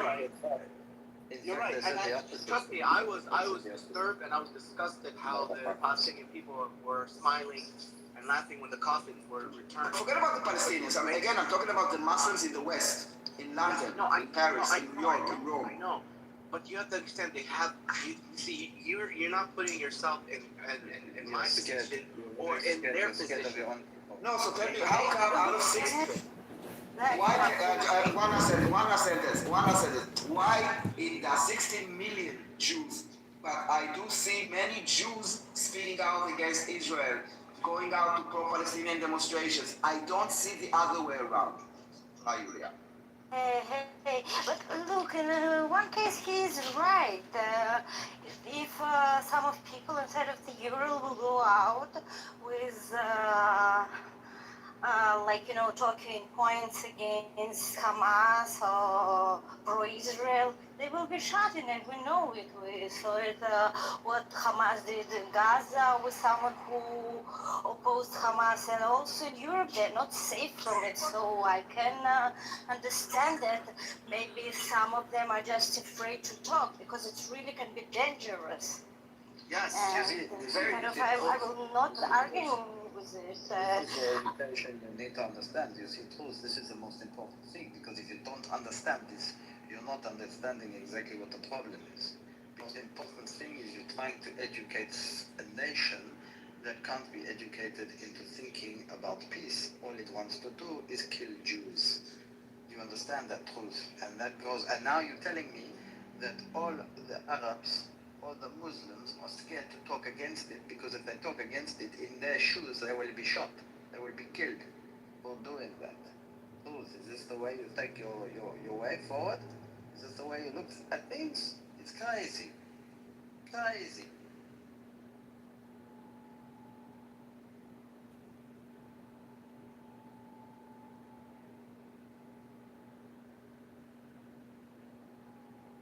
Oh, I have another question for you. Do you honestly think, for 1 minute, the Palestinian people want peace? For 1 minute, you think they want peace? You think so? Truth? I want to know the answer. I believe I believe they do want peace. I believe that the people who control this piece of shit, Hamas. Cannot hear you, Drew. Oh, sorry, it's about work. I'm saying I really do believe that they, some of them want peace, some of them obviously don't, right? So the point is that we need to save the good people. We have to save the innocent people. That's But you know, you're Egyptian, right? Egypt not only did not open the borders, like you could have, like when the war in Ukraine started, they let the women and children out and everybody accepted them. Why didn't you do the same with Palestinians in Gaza? Why did you say go to the Sinai desert? We will give you, we'll do like a tent cities for you, just the women and children. Leave the men to fight the Zionists, whatever. But if there is a genocide, instead, you build like a fortified wall between Gaza and Sinai. If you wanted to help them, you could have opened the gate and let them into Sinai, into a city that you create for them. Well, I'm not my government.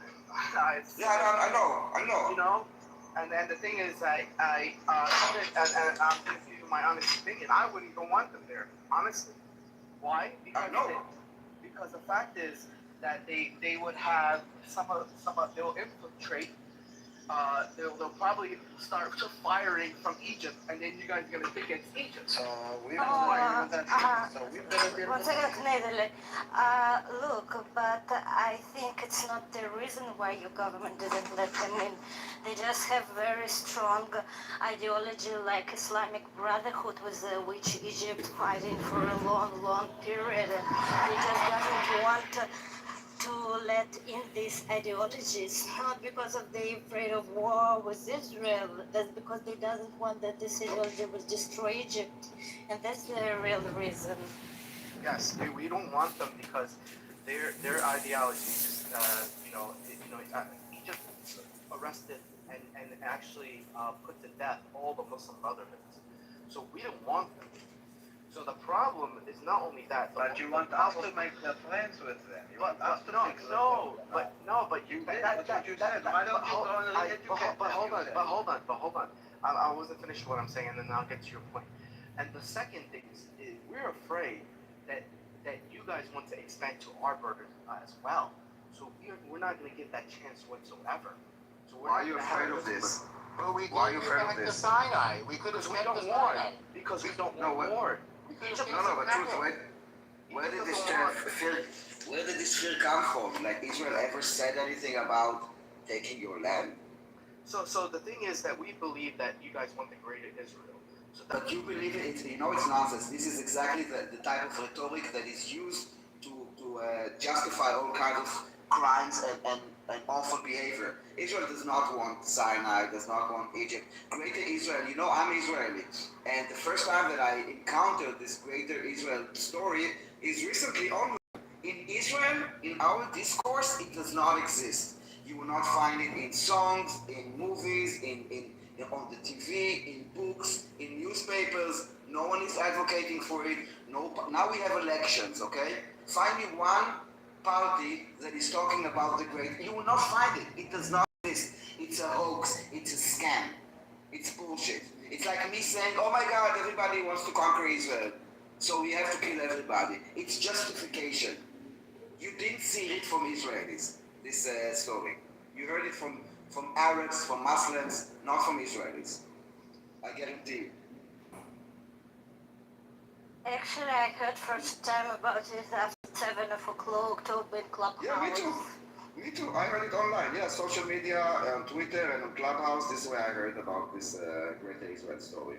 I didn't hear about it in Israel for all the life that I've been living here. But I will say one thing, Daniel, very important. Truth.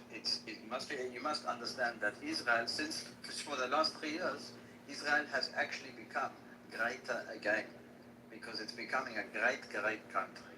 So it is much greater than it was before. Okay, so I'm not going to argue with you on. It's a bit of a projection, but we are not colonizers. This is why Arabic is being spoken by many countries. Spanish is being spoken by many countries because those were colonizers. Jews, we do not proselytize. So let's say we conquer Jordan and Lebanon and Syria. Then what? We don't convert people. So what? You will have like 2 Jews controlling me. It doesn't even make sense. You understand? It's something that Muslims can do. It's something that maybe Christians can do. It's not something that Jews can do because we are a religion that does not convert people. It's a very good point. Like, I hope you really understand. Look, Israel gave Sinai once for peace because Israel won peace with neighbors, and still in Egypt we have peace, and kind of we're following it from both sides. And if, like Daniel said, we will conquer this territory, we will not be able to hold, because during the history, like Daniel said, people was holding territory by converting people in their religion. Judaism not convert people, especially by force, even if you I know that. You guys don't knock on people's doors.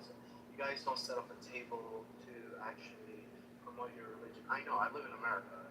Only Muslims. Actually, it's the other way around. In Jewish religion, if you convert, we are supposed to reject you 3 times, and only if you insist, then we believe that you really want to join our tribe. We will not force you.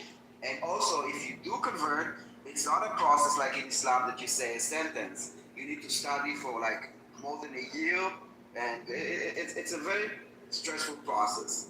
So I don't see how. No, trust me, I'm familiar, and I understand that, and so therefore, my point is that this is what I'm telling you as an Egyptian. This is what they fear. We fear that basically if we get these people in, that will be the excuse that you guys want to come and do war with us, and we don't want to risk war with you guys. So we already had war with you guys, and that's enough. It was done. What was done was done. We fought like men. We fought on land. We fought on air. We don't fight. We didn't fight behind our women and children. So I think that's the issue with the Palestinian people, that they want to come to terms and really admit what they're doing is basically not just Islamically wrong, but in humanity it's wrong. You can't do that. So they are being indoctrinated that they are right, and they are getting help from the entire world that is justifying them, talking about even calling the West Bank. I mean, the place was called for thousands of years Judea and Samaria. Then Jordan illegally conquered it and occupied it and renamed it the West Bank in order to erase the Jewish connection to the land. And now people have the nerve to say that if a Jew is living in Judea, he's an illegal settler. Let me ask you this. Apart from Jews living in Judea, give me one example in the entire fucking world of an illegal settler. There is none. The only place in the world where you have illegal settlements is Jews living in Judea. And sorry, I cannot accept this. The world is being indoctrinated that this is like normal. By calling it Palestine and West Bank and all those words, wordplay, genocide, apartheid. What? Hello, how are you? Hello. I'm joining with you, for everyone. I'm listening for everyone, by the way, and I'm gonna. Okay, Where are you from? I'm from Middle East. Where? Middle East is a big place. But I'm never like it there. I didn't like there. Turkey. We will not judge you based on where you come from, just to understand where you come from. I like Turkey. Istanbul is beautiful. What did you say? I understand you. I said Istanbul is beautiful. Istanbul is beautiful, yes, of course. But in our government system is fucking bad. I'm gonna move from any country, USA and Canada. Anyway, you can continue. I'm listening to you. So basically, the Palestinians, the reason that we cannot have peace with them, is because it's an ideology that is meant to oppose my country. It's not a real people that really want to have a country. Otherwise, they could have had a country. Until 1967, Judea and Samaria was under Arab leadership, and Gaza was under Arab leadership. No one was talking about a Palestinian state. In fact, the Palestine Liberation Organization was created in 1964, 3 years before we even conquered those areas. Because the idea is to destroy Israel, and they are very open about it. Hamas, Fatah, PFLP, they all say the same thing. Even now in the West, from the river to the sea, Palestine will be free. Or we don't want a two-state, we want all of it. This is what we hear. It's all about peace. You cannot have peace with Nazism. You have to eradicate Nazism, not the people, the idea. Okay, I'm gonna tell one thing, by the way. I'm support only peace. I don't support Israel or Palestine. I didn't support the religion part on part. Never. I only support peace because my first president creating Turkey Republic is Atatürk saying peace of the world, world of the peace. It's true way. Anyway, but Zionist people and the richest people. What is Zionist? And Jewish. And what is Zionist? Zionist? No, not army. Zionist. What is Zionist? Zionist support. What is it? Listen. What is Zionist? I'm gonna explain. Listen. Okay. Zionist supporting. Zionist means supporting Baal. Baal means Satan. Satan means Shaitan. Yani devil. Where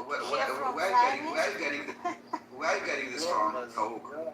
Where are you getting this? Where are you getting this nonsense? I know. Who told you? Who told you this? I'm researching. Would you like to, let's ask him, would you like, one second, Farouk, would you like to hear what does Zionism mean from Zionists and not from propaganda? I don't know what Baal is, by the way. I'm a Zionist Israeli Jew, so is Julia. I don't know what Baal is. No, 1 minute. I can tell you what. You working in the Mossad? Live in, oh my God. Ottoman? No. I don't know. Farouk, to be honest, I don't think that you should go to the United States. I think that you should. Your place is in Islamic Turkey. You are speaking like an Islamist. You sound like educated like an Islamist. You do not belong in the West. If the thing that you're saying are things that you believe in, I don't think you have a place in the West. Of course, I want to go United States. I didn't. Yeah, I don't think you fit there. I don't. You have. Yes, I need freedom. But listen, I didn't support. Why? Freedom, the best. Freedom of what? To spread your bullshit nonsense about us worshipping Satan? Who told you this bullshit? Because my ideology only just I'm checking, I'm looking in only one way, only United States. I support always. Who told you that Zionism is about worshipping Satan? Zionist means devil. No. Yes, Dude, yes. Farouk, don't tell me yes, because you're fucking Turkish. Okay, wait 1 minute. You're fucking Turkish. I'm an Israeli Jewish Zionist, okay? I will tell you what I am, okay? Not you. Where are you from? Israel. Israel. Okay. Yes. Why before I'm watching in the channel is Israel and the Palestine news in different country. I have been living in Dubai 2 times in 2 years. I totally visit in the 5 country. Anyway, why you have to kill child? Why? Listen, sweetie. If you give me name one war in history where child didn't die. Hamas. What Hamas?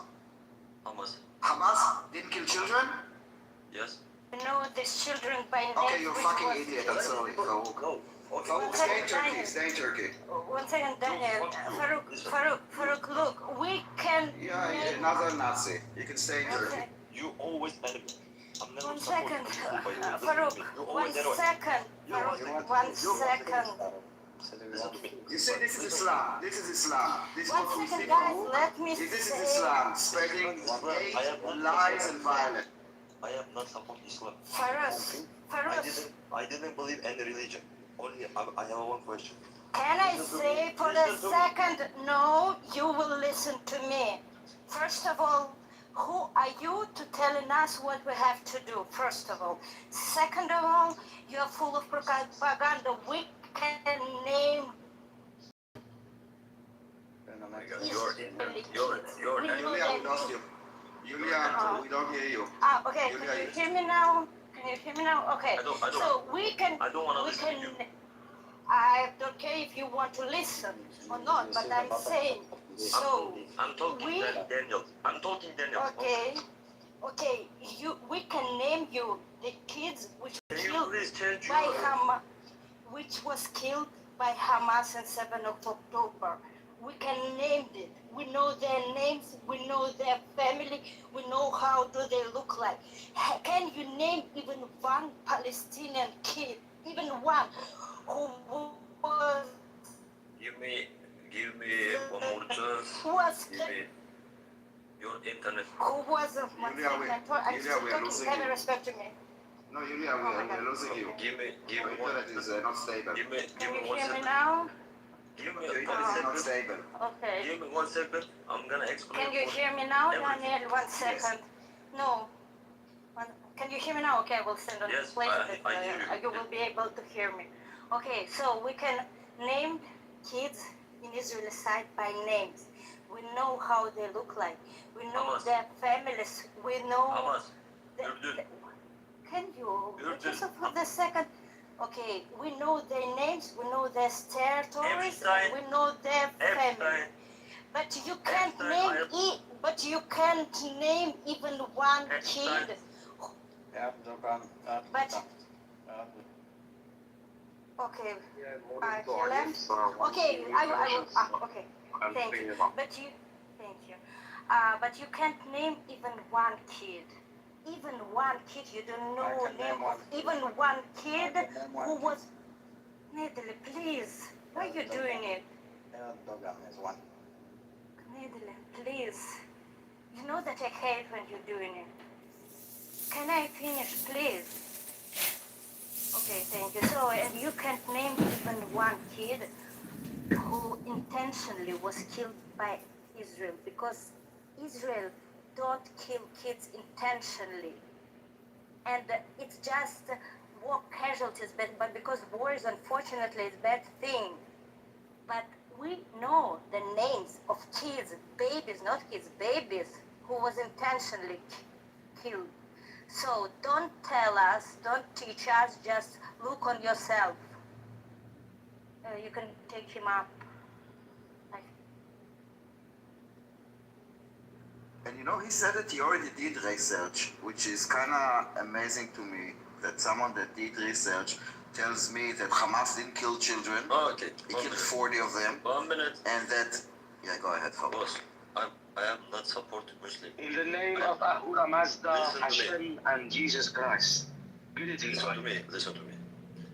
I never believe in religion. Okay? Listen. Not talking about religion.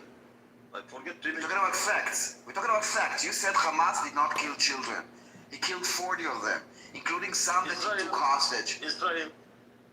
Hold on. Do you understand the thing the word that are coming out of my mouth? You said that Hamas did not kill children.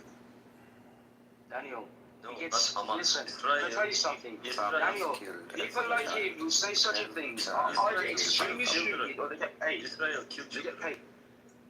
He said that he did a research. He said he did research. FRJ, can I speak to you, FRJ, for a second? Every child was killed by Hamas. 1 second. I am from Iran, and I want to tell you one thing. If you really care about You're children, from Iran? if you really care about children, You're from Iran? how many times do you want me to tell you? Yes, Where are you from? President based Iran. on good looks. Why did you support your country? I support my country, but my country has a disease. My country, listen to me, listen to me. I'm the Iranian. Listen, just listen to me for a second. Off the table. Your running mate, James Garfield, won the nomination because it turns out that people actually want a government that they can trust. The ideology is cynical, corrupt. Yes, How it provides this majority since the war. And it makes all these terrorist organizations like Hamas, Hezbollah, Houthi, Al-Qaeda, you name it. We've got 80 odd, 90 odd terrorist organizations all over the world. These proxies. How do you not know this? If you really care about the truth, you should really want the truth. They are getting their money, their funding, all from the regime in Iran, while the people suffer. Now speak. Listen to me, boss. Don't be moved. I'm gonna tell for everything. Because I'm a research and a website. You never enter. Listen, you cannot change my mind. I'm Iranian. I've been Iranian for the last... I didn't change your ideology. Listen, I know who my enemy is, and I know who my friends are. My enemy, our enemy, your enemy is the regime in Iran. I'm Hezbollah, Hamas, Houthi, all these Iranian states, charlatans, these murderers. Boss, respect. I'm speaking now. I am respecting you. That's why I'm telling you the truth, to let you know who your enemy is. Okay, 1 minute. I'm gonna tell you. Rick is the enemy. Okay, if you support your country, not you, in your population, why you have to, my country is set to place in the Middle East. Your population, your people, always here. I see Istanbul, for everywhere. Why you didn't go back again? If you scared? Go back and what? Get the regime to take me at the airport and kill me and torture me? This is what they've been doing for 50 Why years. you didn't go again? Why you stay in Turkey? I go there, Okay, wait, Magus. commit suicide. And listen to me, I have one question again. Before long time ago, in Ottoman Empire, give flag. Okay, Frank, why Turks are occupying Germany? Why they're not coming back to Turkey? Why not? Not why not? Why they are occupying Germany? You're talking about Iranians in Istanbul who are living in a peaceful. Maybe they will work. Who? Turkish people work. Yeah, like as Iranians in Turkey. Iranian people scared, not work. Scared. What? Scared. Oh, scared. Yes. Scared because of the regime. America attack Iran. No. If you go to your news channel, I don't know, TRT1, whatever you're watching. Where are you from? I'm Iranian. Of course I'm Iranian. Yeah. TRT1. Which channel? Which? TRT1. All your channels. Wait a second. Let me finish. All your channels. During the war, they have reporters in the border.